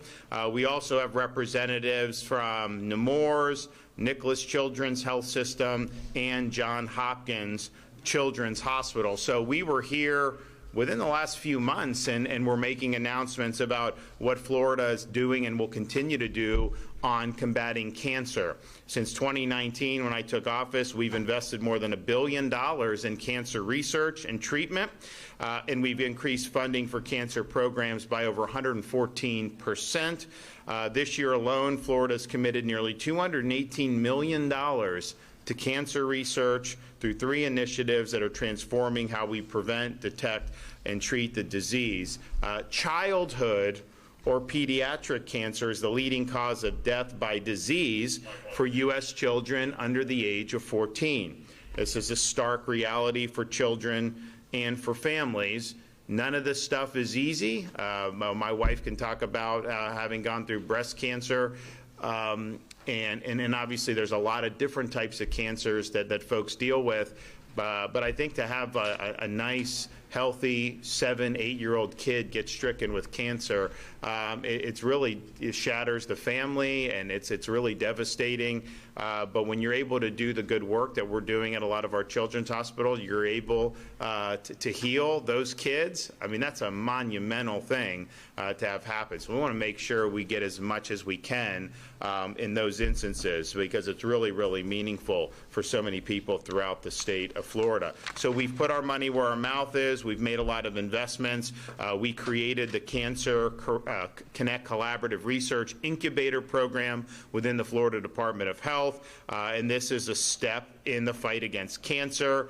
The theory behind it was that you'd concentrate on specific areas of cancer research on a rotating basis every 5 years, trying to enhance research capacity throughout Florida. And so we did announce when we were here earlier that the focus for the research incubator is going to be pediatric cancer research, and we promised that. We said that we were going to do. It's typically lower in funding than the funding for adult cancer research. Cancer drug and device development continue to lag for pediatric cancer patients, and industry-sponsored cancer trials involving children are limited. So the incubator seeks to address these gaps by boosting pediatric cancer research in Florida, focusing attention and funding specifically on pediatric cancer projects that advance treatment options for children battling cancer. And this was something that we had announced. We said we were working on it. I know there was different applications, and that's all kind of come to fruition for today's announcement. So we are pleased today to be able to announce $30 million of funding through the Cancer Connect Collaborative Research Incubator for 4 pediatric cancer specialty hospitals that are here today. So.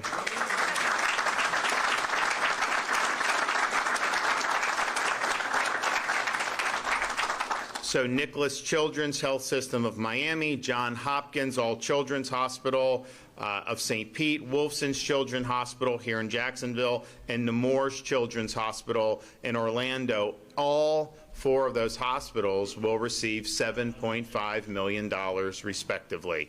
And I know that that's going to go a long way. They did submit applications. They had innovative proposals, and they've proposed comprehensive statewide cancer research and care initiatives that have a chance to bear fruit. And when we're doing this, so private sector drives a lot of innovation, and we, you know, that's great, and we want to see. But the reality is, I mean, the private sector is going to pursue things that are likely to have a return on their investment. That's what you're supposed to. If you're in business, you got to make money. If there are things that the prospects may be a little bit more attenuated, a little bit more remote, there's not the same market signal to go in and do. And what happens is when you do some of these things, sometimes you end up discovering things that no one was even thinking about when they were going in. So our view is if there's a really well thought out proposal that's seeking to do innovative things, we want to provide support for that through this incubator program. And this is really going to make a difference, I think. I know that we've got some great institutions. I think our view is Florida's a great state, the 3rd largest state. We've been the fastest growing 3 years in a row. We're ranked #1 for economy, higher education. I can go through the list. We don't want to be in a situation where a parent would feel like they have to go to a different state to be able to treat their child with cancer. We want to make sure that folks know right here, we've got the best institutions you can have. So we're involved in this fight. We want to be supportive. We have said that many years, but we've produced with the funding that we've provided. So thanks to everybody that's been involved. I mean, I know we had help in the legislature, particularly had a lot of senators that were very helpful for this and got this across the finish line. So we'll be handing out these checks momentarily, but before we do that, we're going to hear from some of our speakers today. And the first one is the leader in this effort, my wife, our First Lady. Yeah.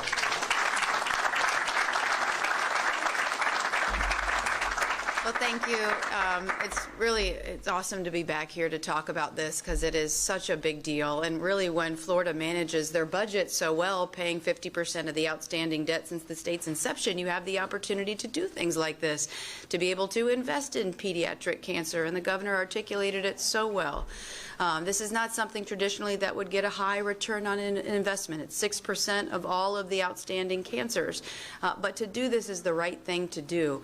And so to know that it's $30 million, yes, this go around, but $30 million for the next 5 years, that's a big deal. And I've had the opportunity to meet a lot of families whose children are battling cancer, and it's really difficult. Because I remember when I got my diagnosis, I was just thinking to myself that I was very thankful that it was me and my family, and it wasn't him or my children. I can't imagine what it would be like to have a child who is diagnosed with cancer. But all we can say is that today, as a result of this investment in great institutions who are doing wonderful things, that there's now more hope than ever before for a lot of parents out there who I know are suffering. But know this, you got good people who are fighting for you.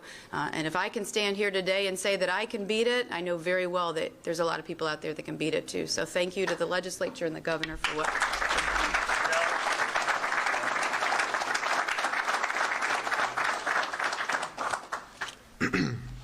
Good morning. Don't have much to add to the good news this morning about the funding.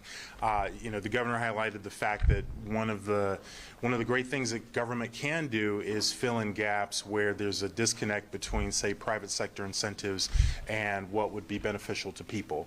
And this is one of those areas where pediatric cancer funding is underfunded. Certainly, if you consider the value that the families who are affected place on the type of research and advances for their kids when they do become very ill, it's definitely underfunded. And so this is really a very meaningful advance by our lawmakers, by our leadership, by the vision of our First Lady through her experience in transforming that into better health and better life for Floridians. And And so it's really wonderful. I think something else I wanted to highlight is that we have these hospitals, as the governor mentioned. You know, there are certainly a handful of hospitals for adult cancer care around the country that really have centers of gravity, if you will, for attention and where people really think of as a standard of care. And wouldn't it be wonderful if parents don't have to leave the state or even travel longer than they might otherwise have to travel for cancer care for their child? So that's really another wonderful benefit of this that's sort of intangible, but definitely very meaningful to the families that are affected. And the other thing I'll add is that as these hospitals specialize in different areas, one of the things that we've done as the shepherding organization in the Department of Health is to try and set up an environment where yes, we love competition. Competition's great. Some people have it in their blood. We got a former athlete there, former athlete. I'm a former college athlete. There are other athletes out here, so competition is really great, but collaboration is also really great. So in the Department of Health, we've worked and we're actively working with the children's hospitals. So yes, we know they compete against each other, but we also want to see some of the benefits and synergies of collaboration. So that's another piece that we're working on. So, all right, thank you.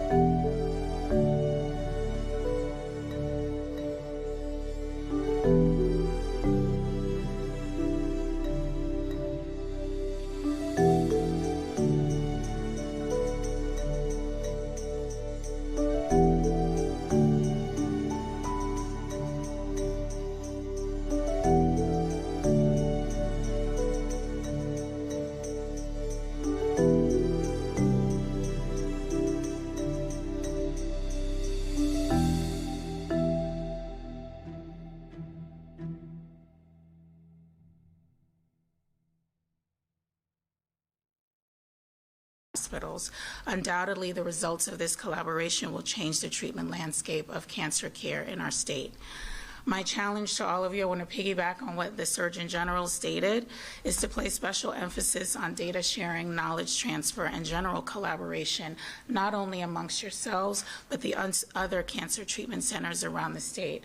So every child faced with a cancer diagnosis can reap the benefits of this initiative, regardless of their zip code or proximity to your institutions. The pediatric incubator is a bold step forward in the fight against cancer, and our agency stands ready, along with the Department of Health, to support you in this endeavor. Thank you again for the work that you do to take care of our most vulnerable. Thank you for providing hope to families, and we look forward to seeing the great results that come of this. Thank you.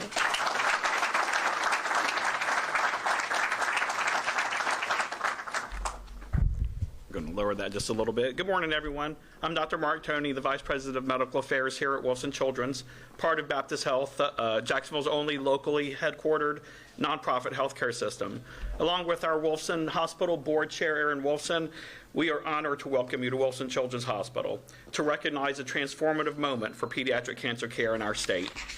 I want to begin by thanking Governor DeSantis for his leadership and commitment to advancing cancer care in our state under his direction. As you heard, funding for cancer research has more than doubled, a testament to his dedication to Florida families.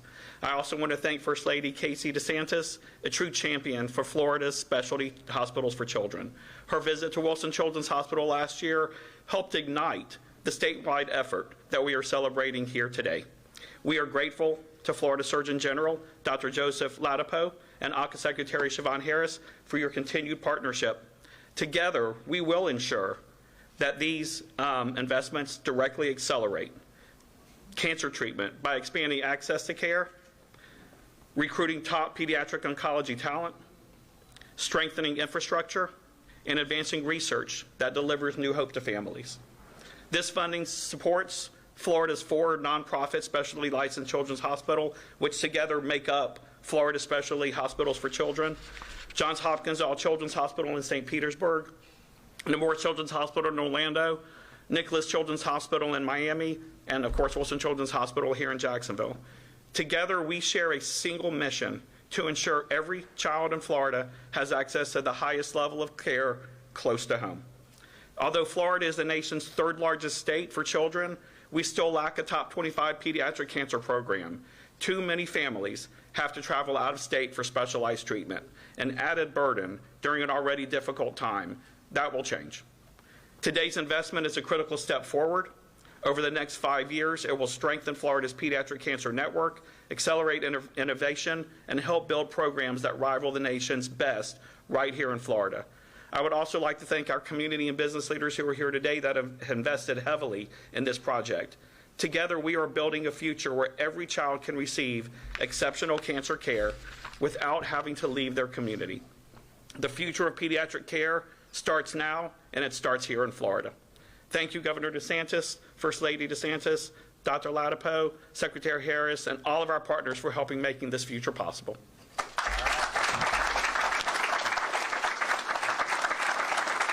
All right, I think we got some checks now, so we'll go with Wolfson to start. You guys want to come up?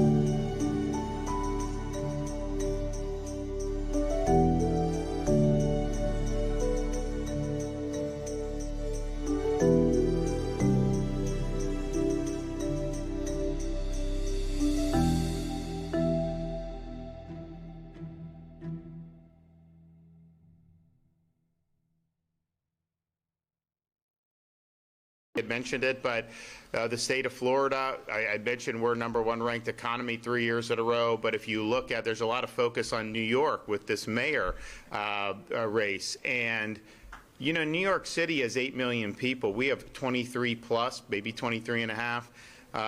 Our budget overall is less than their budget. And what are they doing with this money? New York State, millions fewer residents than Florida now, and their budget's more than twice the size of ours. So we've paid down, as First Lady mentioned, Florida's been a state for 180 years. All the taxpayer-supported debt during that time, we've knocked out almost 50% of that just since I've been governor, have the lowest per capita debt in the country, surplus, full rainy day fund. We've reduced taxes. We've done a lot of this stuff.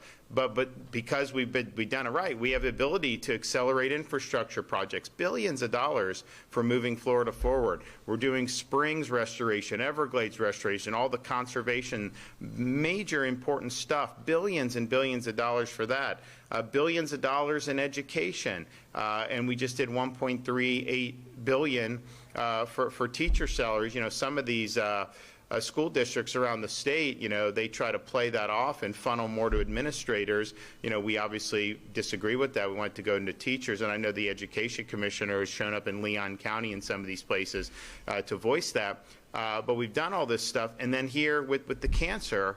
So part of this is we're doing it because it's the right thing to do, but part of it is we have the wherewithal to do it because we've managed all this stuff very, very successfully. I don't know that you would have the ability to do some of this if we were managed by like some of these other places around the country that so many people have migrated out of over recent years.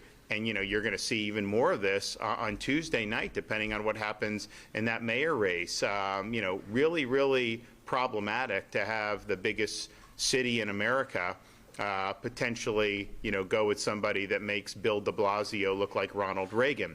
And that's going to have impacts, and it's going to have impacts on the state of Florida. I know that. Okay, do we have any questions? Yes, sir.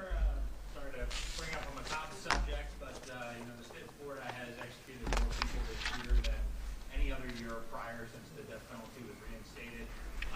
You know, during your tenure, there have been years where there were no executions. Just kind of curious to understand what changed and why the increase in pace. Well, when I got into office, we had to get our sea legs. I had to set up a process because, you know, my view is it's an appropriate punishment for the worst offenders. We have lengthy reviews and appeals that I think should be shorter, but it does. But I still have a responsibility to look at these cases and to be sure that the person's guilty. And if I honestly thought somebody wasn't, I would not pull the trigger on it. And so we had to do that. Then what happened when COVID hit, it threw a wrench into our corrections. We had to make different changes. And there was a lot going on during COVID, as you remember. And so that kind of just developed a momentum. It wasn't intentional. It was just there was a lot of other stuff. But then I think what happened was, you know, we've heard from a lot of the family members of the victims over the years. And if you think about it, some of these crimes were committed in the 80s. And they wait, and there's appeal, and this and that. And it's like, you know, there's a saying, justice delayed is justice denied. And so I was really, I felt that I owed it to them to make sure that this ran very smoothly and promptly. Now, there's a lot that goes into it before it ever gets on my desk. I think that should happen quick, because I do think the death penalty could be a strong deterrent if you had this stuff happen quicker. And there's some instances where you know, somebody goes and shoots 10 people, they should get the death penalty very quickly. And so I think it's been tough for a lot of the families. And so, you know, we were getting feedback, and, you know, it was all, you know, I kind of felt like I may have been letting some of them down. It wasn't intentional. There were a lot of other things that happened. So what we're doing is we're doing it to be able to bring justice to the victims' families. And I think it's important. And I've had people, you know, sometimes they'll come to the office after, and you can just see, after decades, the weight that's kind of been lifted, because, you know, they never fully had closure on, and these are really horrific crimes that are happening. So that's really why we're doing it. It's victim driven. And I know we had some interruptions, but it wasn't intentional. We were trying to, as a new governor, you want to come in and get it right.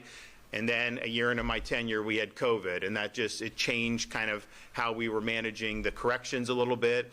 And there were just things that were going on, but I think we're in a good spot now, and I want to make sure that people that have exhausted all these appeals over many years, sometimes decades, like when all that's done and they're there, and there's victims' families that are wanting to see justice, that I'm doing my part to deliver that.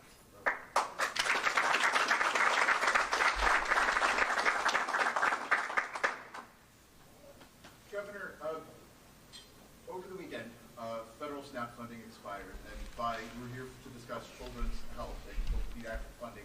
By some federal estimations, about 40% of people who receive SNAP funding are children. So in the state of Florida, that's about 1.17 million people. Now that the funding has expired, has there been any change in the state's position in terms of particularly making sure that children in the state of Florida have access to food or more food secure than they were? Well, I think there's two parts to that. So one, I mean, you look at our Department of Agriculture under Commissioner Wilton Simpson, they're mobilizing because, you have great communities throughout the state that produce food, and we have food banks, and so they're doing that. They're going to be doing more. And I think that that's great. But the second part of that is I'm getting letters from Democrats saying you should declare an emergency and create your own SNAP when they're the ones that are filibustering SNAP. I mean, are you kidding me? And here's the thing, like as a Republican, I'm like, the Republicans 100% just about are voting to continue the current budget that's in place, which, oh, by the way, is actually Biden's budget. There should be a lot of fiscal conservatives that are like, wait a minute, why are you continuing by his budget? But that's not the debate. The Democrats, they're objecting to continuing Biden's budget. They are doing this in the Senate. They're doing it for political purposes. So I just think, the gall to be complaining about it when you're the one that's causing it. I just think, look, sometimes you don't get surprised with some of these politicians, but I mean, that is really a doozy for what they're trying to do. So any U.S. senator who's concerned about what could happen with those programs, they have a very easy solution. They can just simply vote to continue the programs and continue funding it. You've had over 40 of them that have voted no when it came time to continue. So I know there's a lot of mobilization in Florida. I know that our Department of Agriculture is leading, and we're happy to support those efforts. But the idea that somehow the federal government, these Democrats are holding up the funding, and that the state of Florida should just all of a sudden create our own program to mimic it. First of all, we wouldn't be able to administer something. I mean, it would take a long time. So the easiest solution to it, if this is something you're concerned about, is that they should stop holding up the funding for the program, because I know it's been passed in the House, U.S. House, and I know the Senate has gotten a majority of vote to continue this for many, many times, but you just have kind of the rump caucus of the and what are they doing? They're trying to be relevant. They're trying to do, I mean, honestly, I think they're just trying to throw things against the wall and hope something sticks. Forcing the boys and women's sports, that didn't work out well for them. Having an open border, that didn't work out well for them.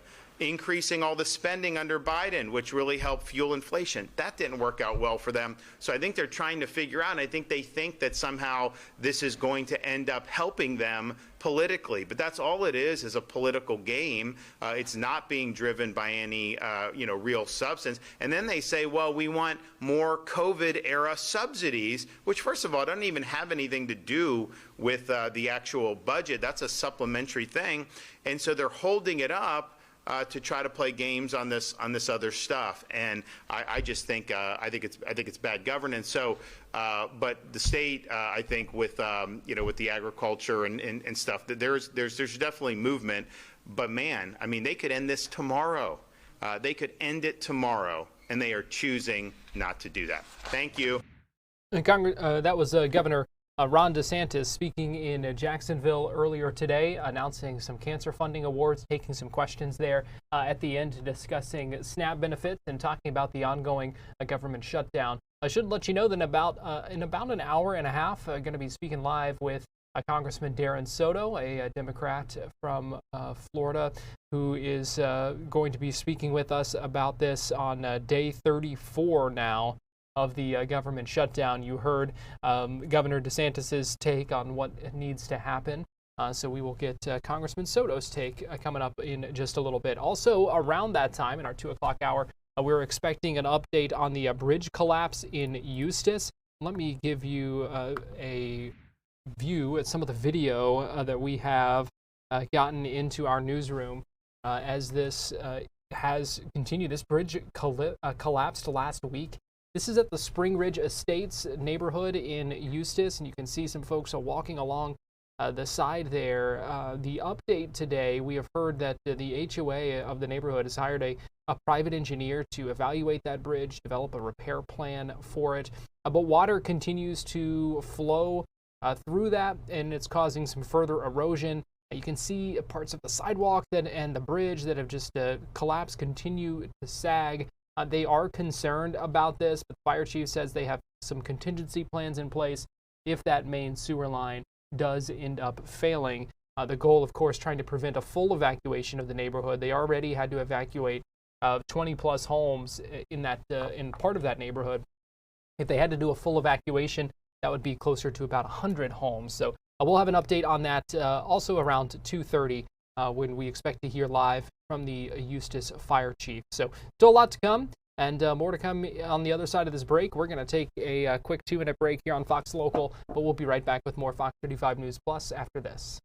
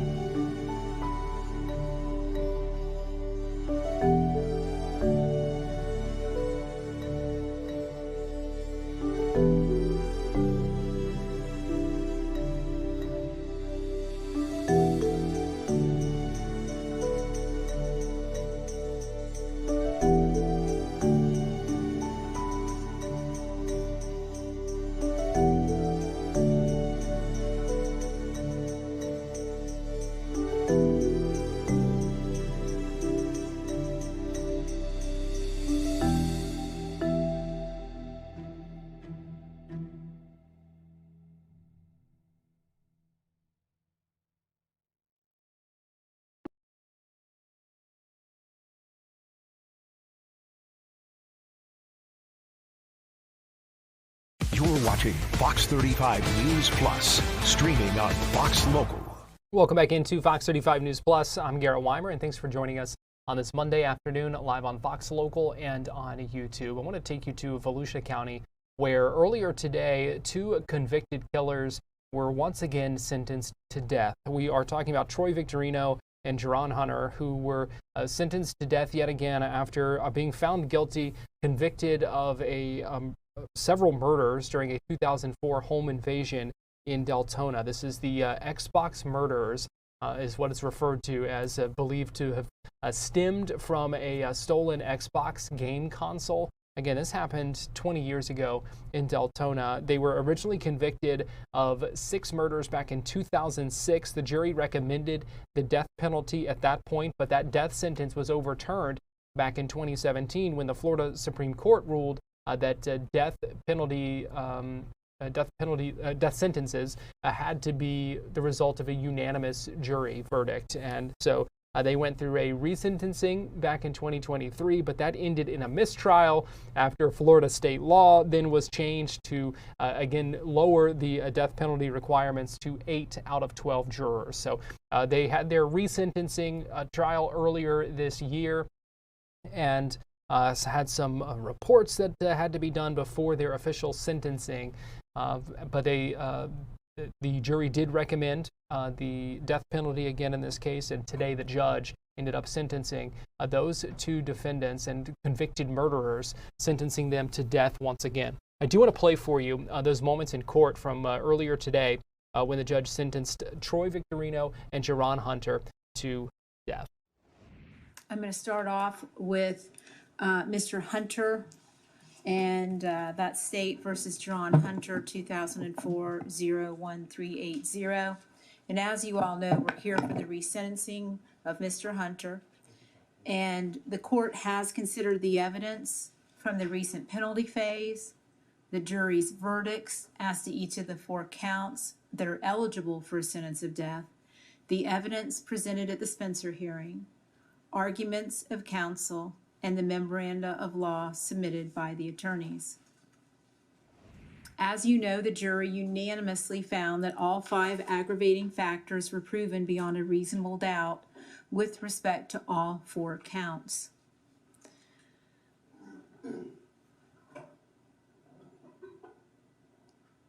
The aggravating factors were that the defendant was previously or contemporaneously convicted of another capital felony or of a felony involving the use or threat of violence to the person.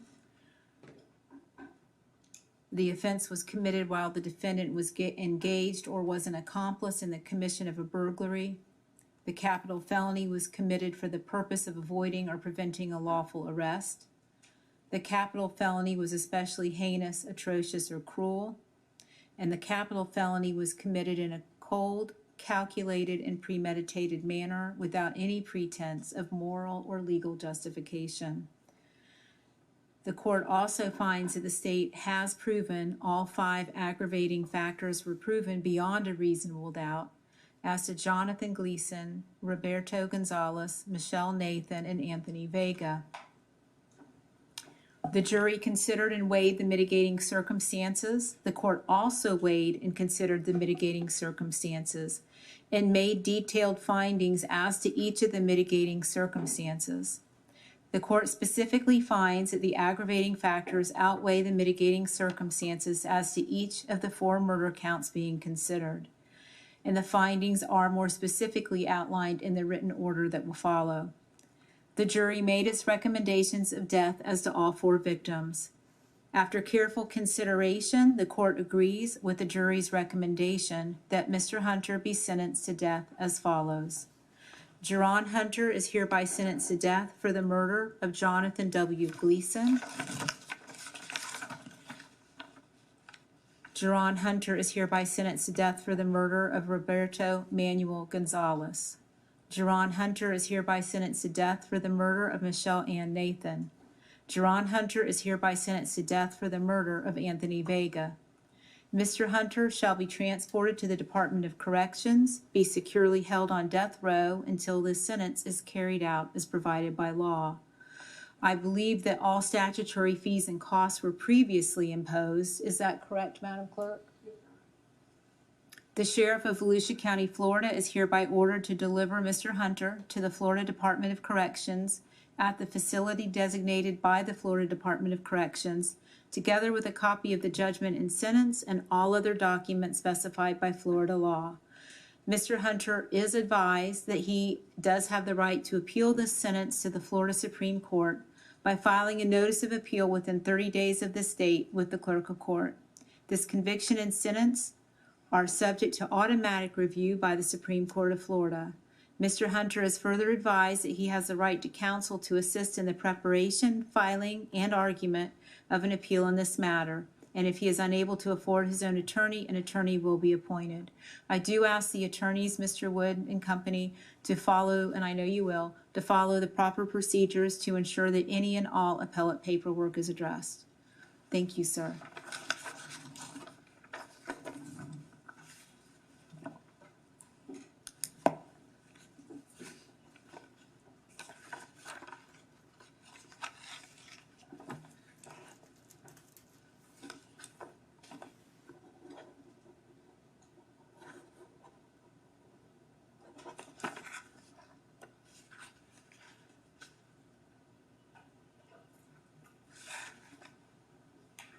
Next, Mr. Victorino.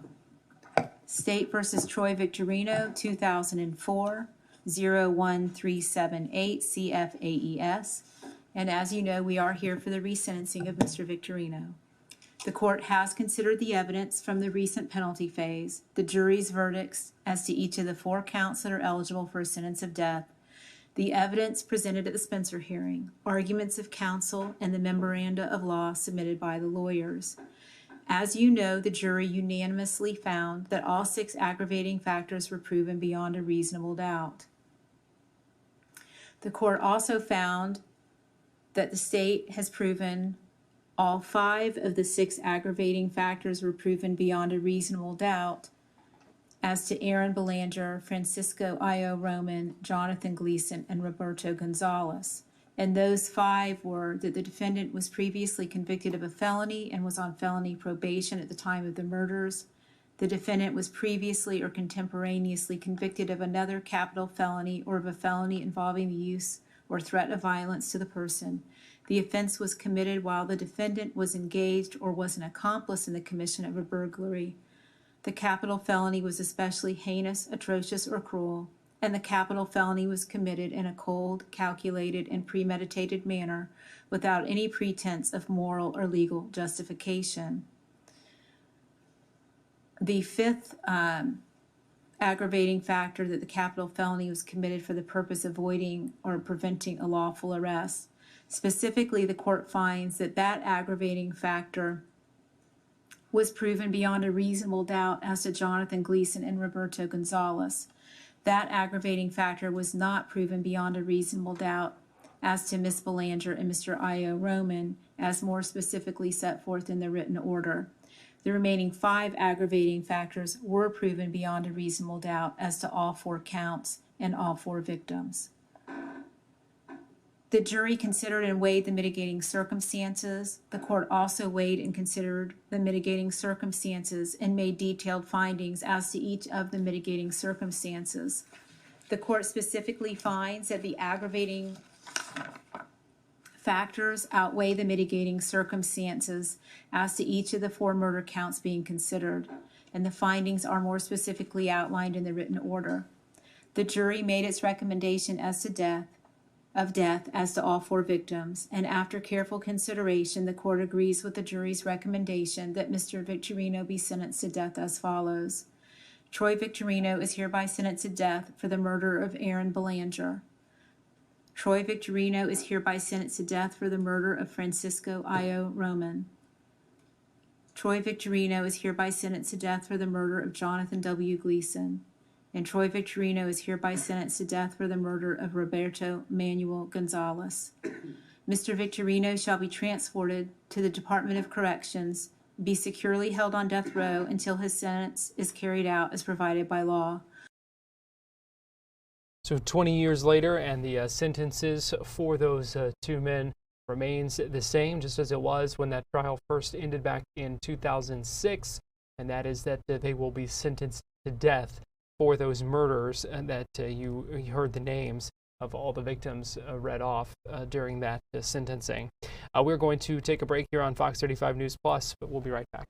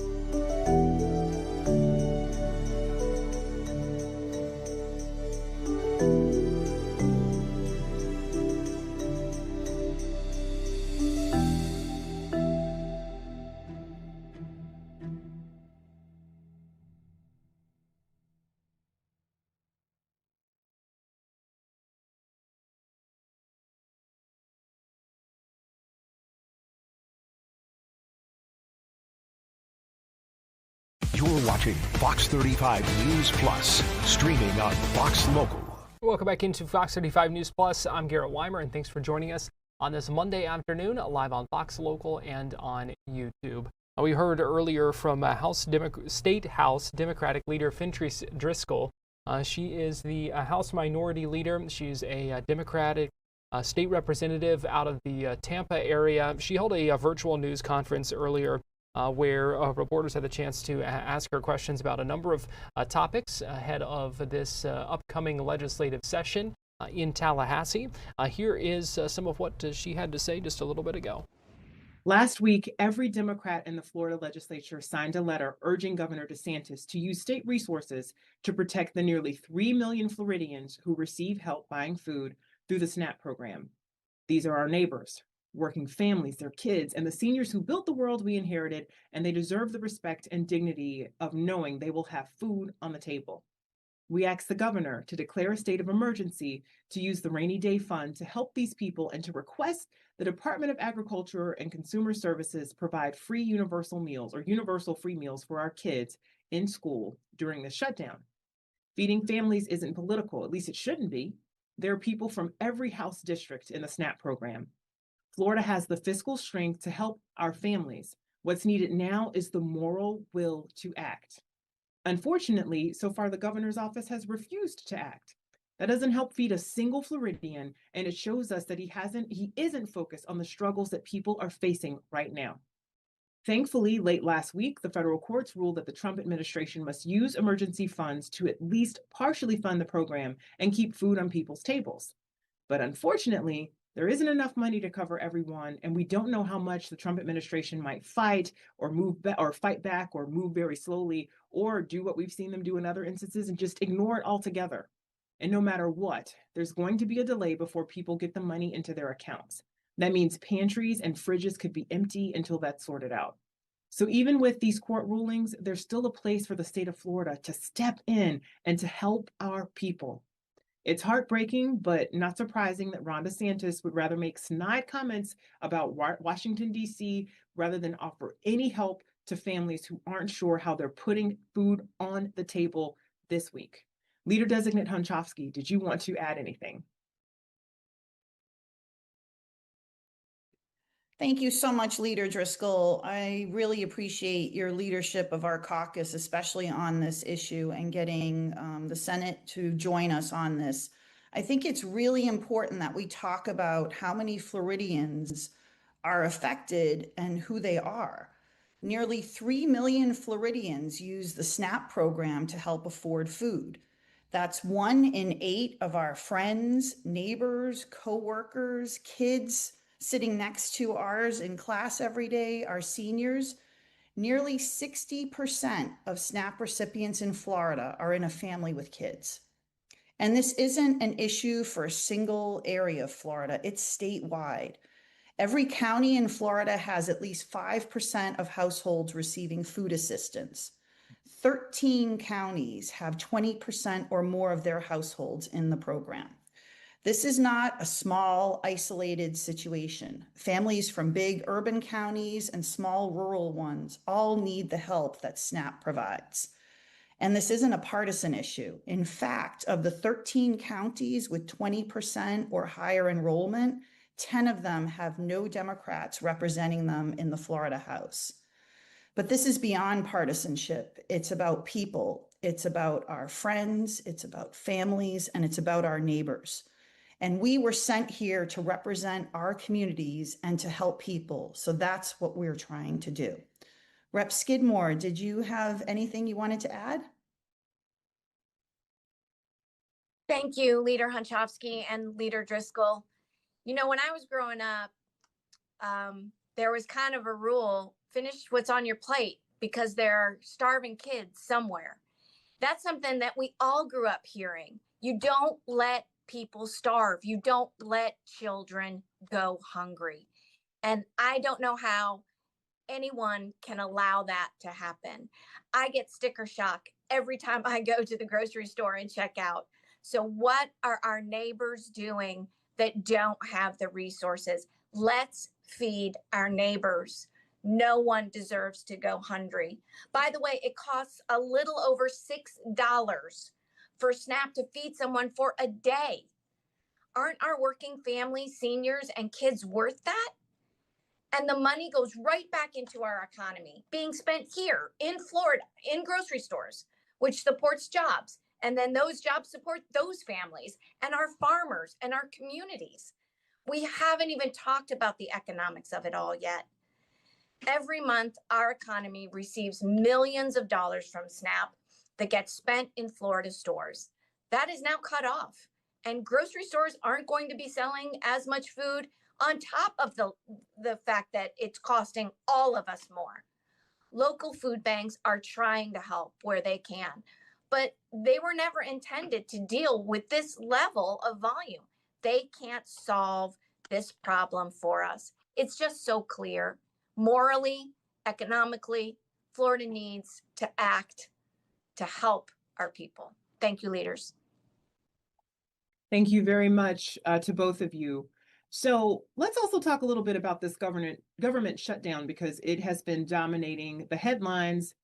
I want to be really clear about what's happening in Washington, D.C. right now. Republicans control the House, the Senate, and the White House. They control the government. So the buck stops with them. The government is shut down because Democrats refuse to go along with the Republican plan to raise healthcare costs for millions of Americans who use the Affordable Care Act. This includes over 4.5 million Floridians who will be forced to pay huge premium increases to pay for massive tax cuts for the wealthiest few. Congressional Democrats refuse to go along with making healthcare unaffordably expensive for millions of Americans just to let billionaires avoid more taxes. People's healthcare is too important.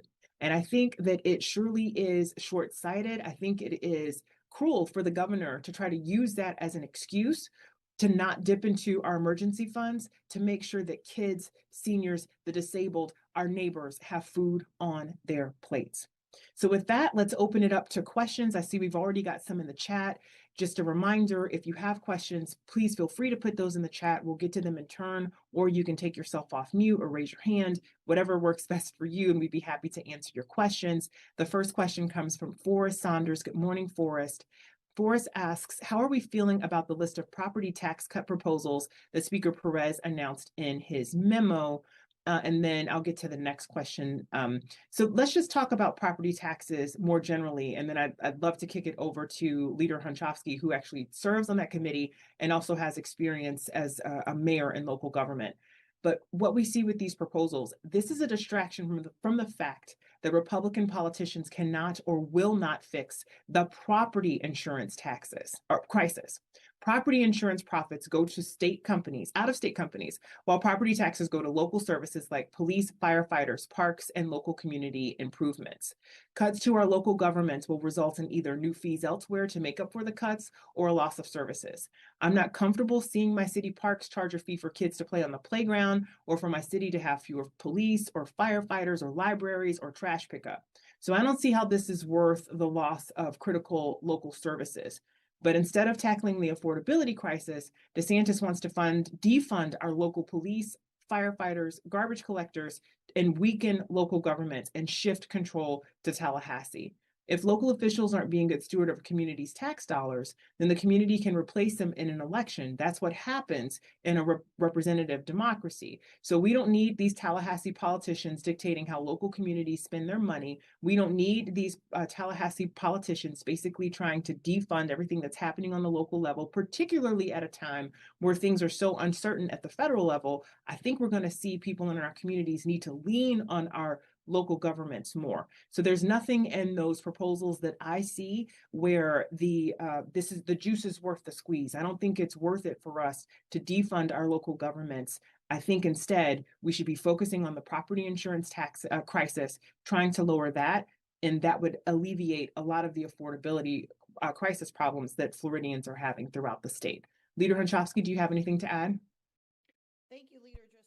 State House Democrats talking about property tax proposals that have been released by House Speaker Daniel Perez and some of those efforts. They're talking about some of the wider issues surrounding that, specifically the revenue that local governments could lose out on if property taxes are eliminated. That is a big part of the discussion, and that is going to be a big focus of the upcoming legislative session.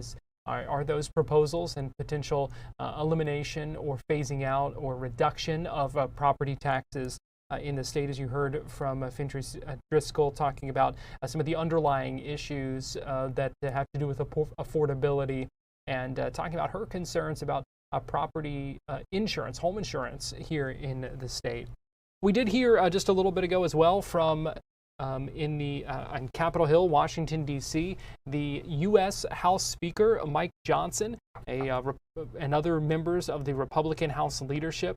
They held a news conference earlier today. It is day 34 of the government shutdown, and here's a little bit of what they had to say. But before I take you there, I do need to mention, especially since we just heard Democrats talking about SNAP benefits, that today we did hear from the Trump administration that they will use $4.65 billion from the contingency fund to pay out 50% of the November SNAP benefit. So today was their deadline to explain to federal judges, to federal courts, what their plan was for paying out these benefits after a ruling last week that said that they would still be on the hook for those SNAP benefits. So today, hearing from the Trump administration, half of those benefits will be paid out.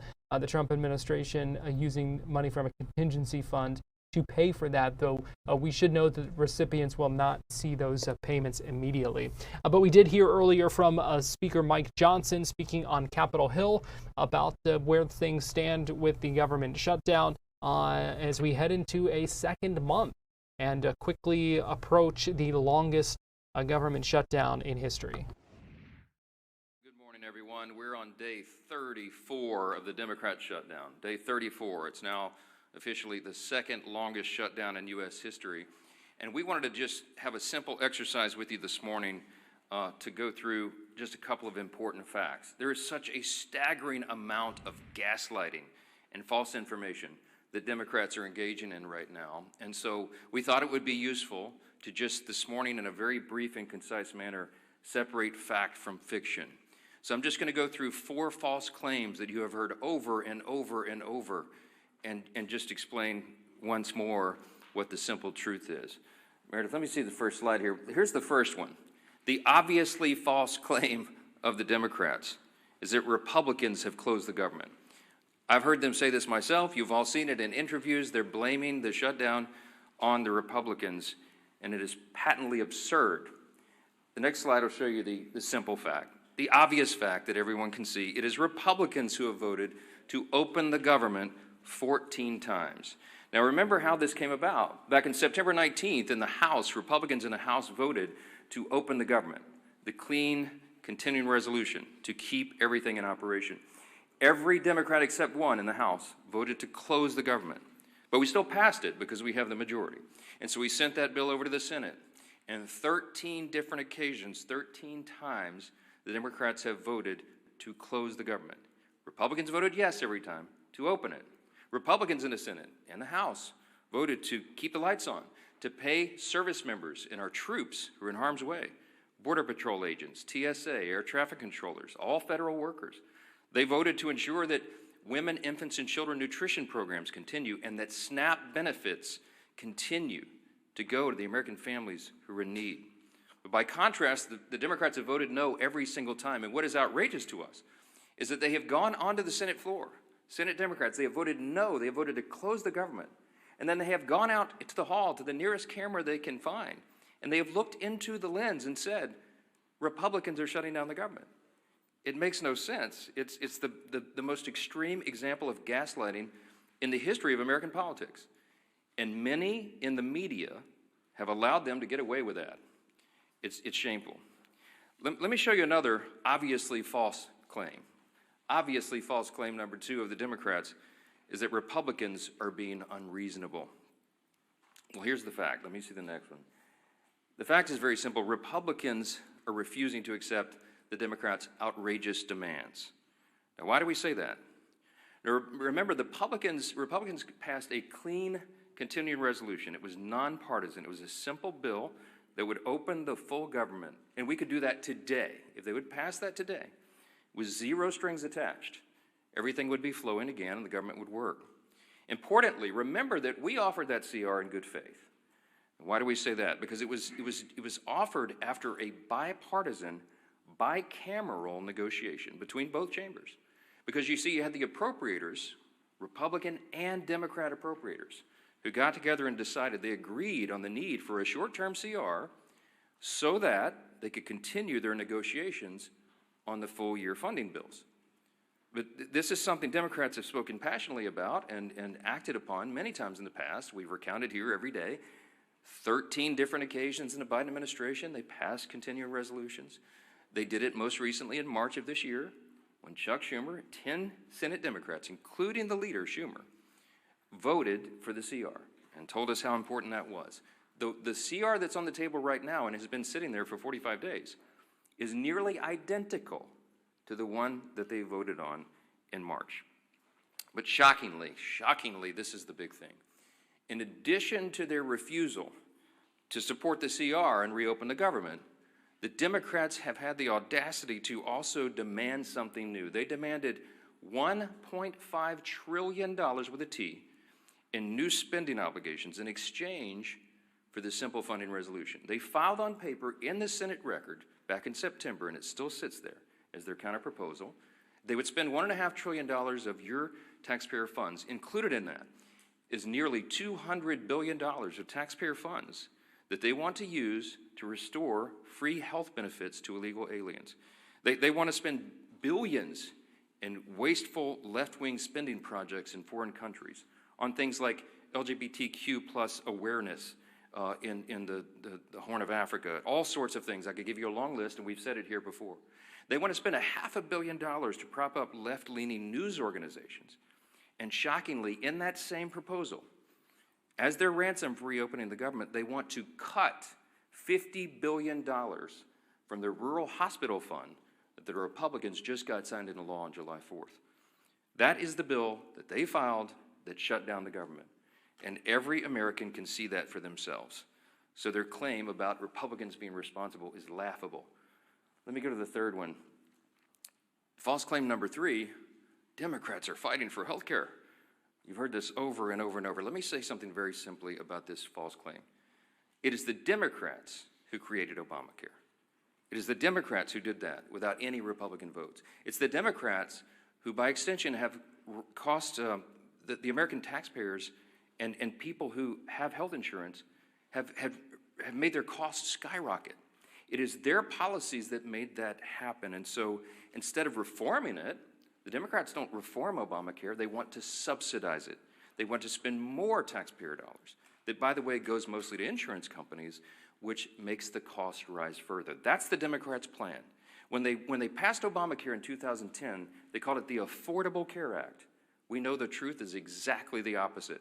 By some estimates, premiums have risen 60% in many categories since they passed that bill into law. Now, the fact is the opposite. Republicans are the ones fighting to save health care. Why? It's not just talking points to us. We do this.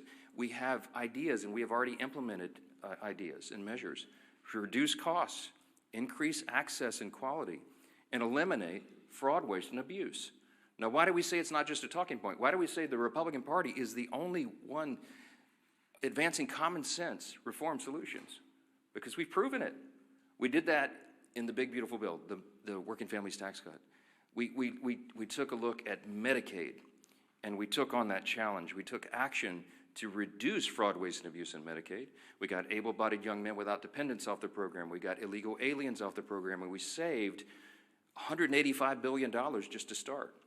We got millions of ineligible enrollees off the program, and it preserved it. It strengthened Medicaid for the people who rely upon it, which is the elderly, disabled, and young pregnant women, as we always use in an example. No, it's not about health care. That is a false claim, and everybody knows it.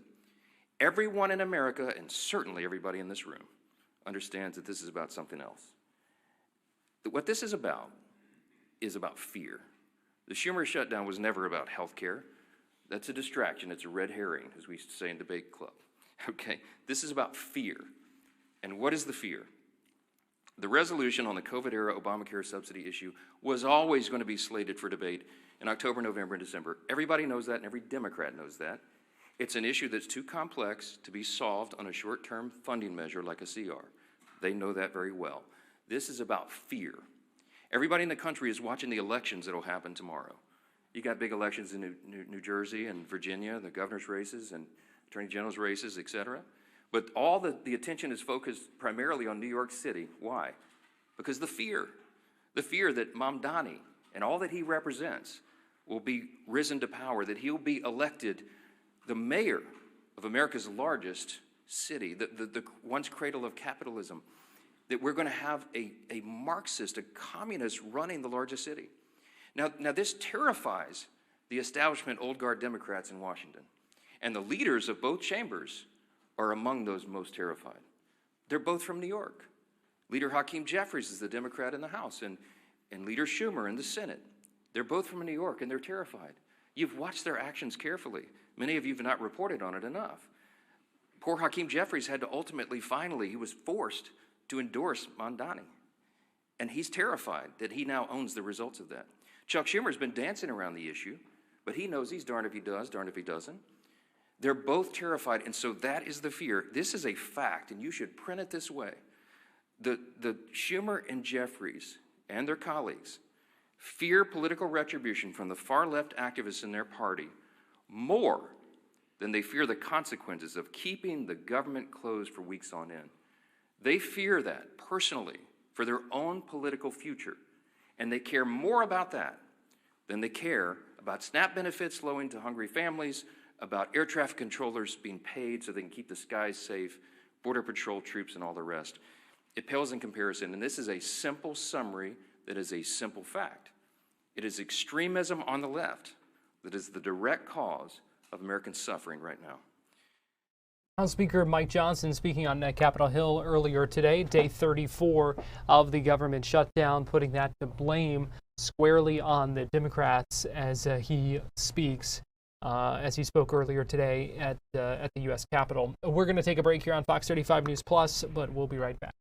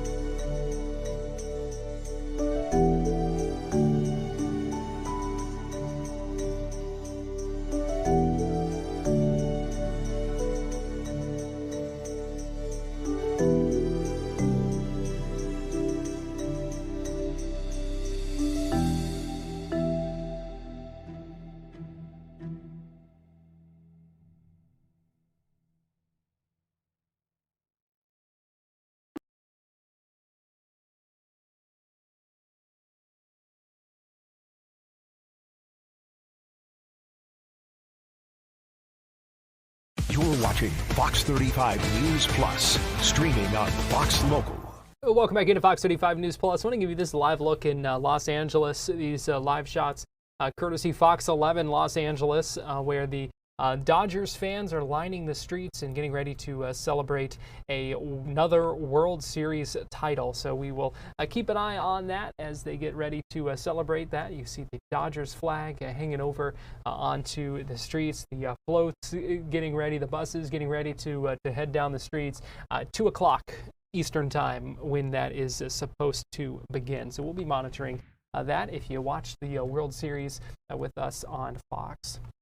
There was also a thrilling game yesterday for the Jacksonville Jaguars. They won by 1 point in overtime, 30-29, the final score over the Las Vegas Raiders. A big win for the Jags, coming off a couple of tough losses as well. We heard from head coach Liam Cohen after the game, talking about that, the thrilling finish and what it means for this Jags team. It was quarterback sneak, yeah. It was quarterback sneak and, a possible perimeter, and he called his number. It was awesome. I mean, I'm really proud of Trevor. Obviously, he was he was throwing up all night, all morning.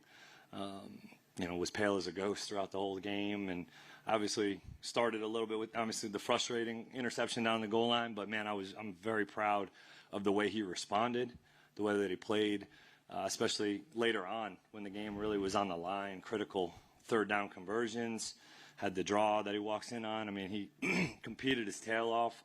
Very proud of him. Your decision to take the ball, yeah. Then you get, you just pull Austin Trammell out, and you get your 51-yard return, and, yep. and that overall offensive drive. Yeah, I mean, that was something we had talked about really since all of our game management meetings was in the regular season, that we wanted to take the football. If we would have been able to pin them on the kickoff, you're talking about a 2-minute drill to have to go win the game, right? It was about 2 minutes and 40 seconds or so when they got the ball back, and you'll take that. We were trying to eat the clock, and we ran it, I think it was 9 straight times, I believe, on that drive. And that was the whole point. That was the goal of receiving and taking the ball first. Austin Trammell, huge play. So many guys stepped up today. I mean, look, you had Tim Jones in there playing his first ball, makes a huge catch at the end of regulation to put us in field goal range. Parker Washington had another heck of a night. With Diami and BT going down, we were down to 1 tight end at one point in the game. So really, Cole Van Lannon, Chuma stepping in as the jumbos. Huge night for those guys. So, yeah, wild one here. Oh, man. How cool was that, guys? That was what ignited us, I think. They missed the extra point on their touchdown. We get it in field goal range, or we get it in somewhat range. And for a guy that we have not lost confidence in, everybody's been trying to get us to lose confidence in him. I know that for sure. And we have never lost confidence in him. And he went on the bye, got away from it, and sets an NFL record on his first kick back. So, and then makes obviously multiple critical kicks throughout the game to keep the thing going. Couldn't be more proud of him and this whole team. To piggyback off that, in terms of the outside noise trying to get y'all to lose comfort, you have never wavered from having his back, including when he's had some trying times.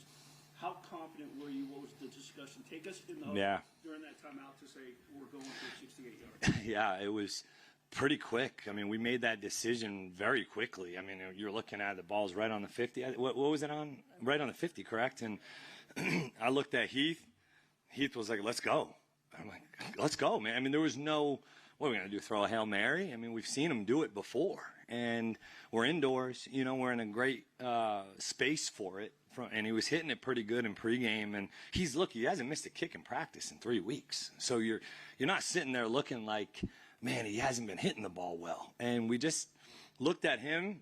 He started walking away a little bit to just kind of get his composure. And, man, I ran right on the field as soon as he hit it and started running off the sideline. I ran right at him. I mean, it was like we won the Super Bowl. But it was what ignited us. And that confidence from him, from a guy that was been struggling. And man, that was a really special moment for our team, for Cam himself, and for our whole group of guys.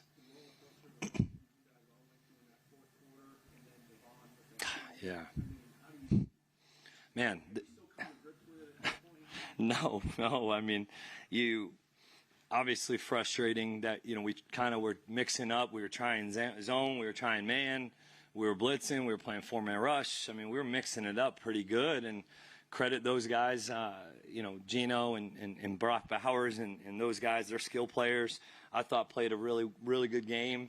Jay Lou goes down, first drive of the game or whatever it was, and Jarian steps in. We're doubling Brock. We're playing zone. We're blitzing. So it was an old roller coaster game. The emotions. We tried to just stay level-headed, and at halftime, obviously the kick ignited us, as I mentioned, but nobody was flinching. Nobody was freaking out. There wasn't guys looking down. Even throughout, right? It was a back and forth the entire second half, and these guys just kept battling, making plays, and D. Ham with a huge play at the end of the game, man.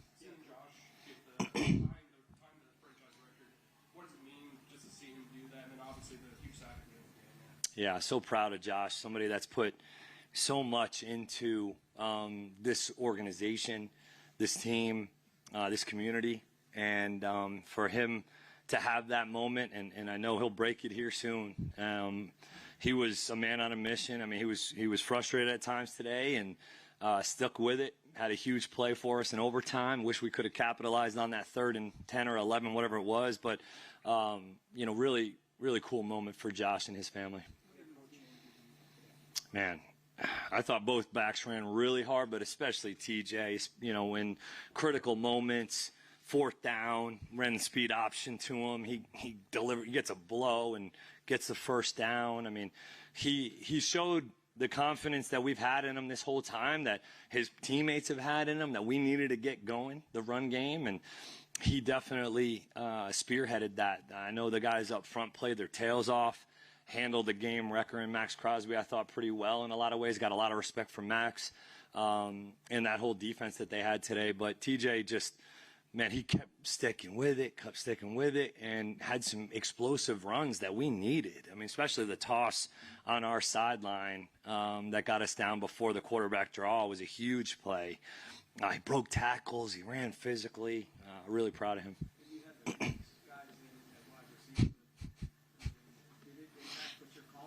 Yeah, a little bit for sure. EB, I gotta give Edgar Bennett a lot of credit. He got those guys ready to play. Tim Jones and Tram and Parker, you're down to 3 wideouts. You're down to 1 tight end at one point. I mean, the whole thing. But, yeah, it definitely impacted a little bit in terms of what the positions you can put them in, right? I mean, I couldn't just go off the call sheet and call a lot of the game plan runs or plays, passes, because there were some intricate formations and things that we had guys mixing and matching. So that's why we just kind of stuck with the run at that point, in the overtime especially, to just let them go line up, play, and compete. So everybody was involved in that win. Coach, you mentioned Brock Bowers. Yeah. What made him so contained? Man, look, he's got a full route tree. So when they're in 12 personnel, they're really in 11. When they're in 11 personnel, they're really in 10. And he gives you the ability. He can run option routes like Cooper Kupp. He can run the seams like Tony Gonzalez. He's just multi-purpose. I've obviously, competed and coached against him when he was at Georgia multiple times. There's not many players at that position that you can say are as talented as him. Knew coming off the bye they were going to want to feature him in a lot of ways, but it didn't much matter. I mean, he was making plays all over the place. He's so hard to bring down. He's so strong. He's so grounded when he catches the football. He can get vertical so quick, and he breaks tackles like nobody else. Yeah. What did you see on the Trayvon Walker projection? I didn't see it, man. I know he responded to what he mentioned was something, and they're always going to get the second guy. I mean, it's just the way it is, and we can't have it. We can't have that. And, he knows that. Frustrating moment for sure. But, those are the things we have to avoid as a team, as an organization, because, all it does is make us a little bit, handcuffed. Do you get a sense those injuries to I didn't quite get the severity of each of them. I just knew that it was, I know BT was trying to come back. I mean, he was in and back out. He makes the huge third down conversion at the end of regulation, and I think, rolled his ankle up or whatever it was. And, Jay Lou obviously has been kind of back and forth with that, just working through it. And I think he just got a stinger or whatever it was. And then Diami, I don't know, I think it was similar, upper body injury. We'll see about this week coming up. We obviously have a big one on the road again. Next game, we got Houston, another good team, playing against a great defense that they got over there. So we're going to have to be on our details going into next week, too. What does this win sort of show you or show everyone sort of about this team, just the grit, the ability to sort of bounce back? I mean, every game, we go into every game trying to win, first and foremost. We all had to be on our P's and Q's. Guys stepped up in a big way. Guys played a huge role. Travis, I think we ran the ball very well. And we continued to run throughout the whole game. And then Trevor made a lot of good plays. Parker stepped up. Special teams, you had Tram. Then you had, I think it really all started with Cam. We try to create a contagious environment. When one play goes good, let that be contagious and let that affect the next play and the next play. And then we come out on third. We come out on defense. We got an interception 2 plays later. So, Josh Hines-Allen also speaking to reporters after that Jags win last night. You heard Liam Cohen as well talking about the big 68-yard field goal record setting. That is the new league record, 68 yards by Cam Little. We'll talk more about that with Tim Walters from the Florida Times-Union coming up in our 2 o'clock hour. We are going to take a quick break here on Fox 35 News Plus. We'll be back at the top of the hour, 2 o'clock. Welcome in our TV audience with Florida Live. Right now, I'm going to give you this live look at the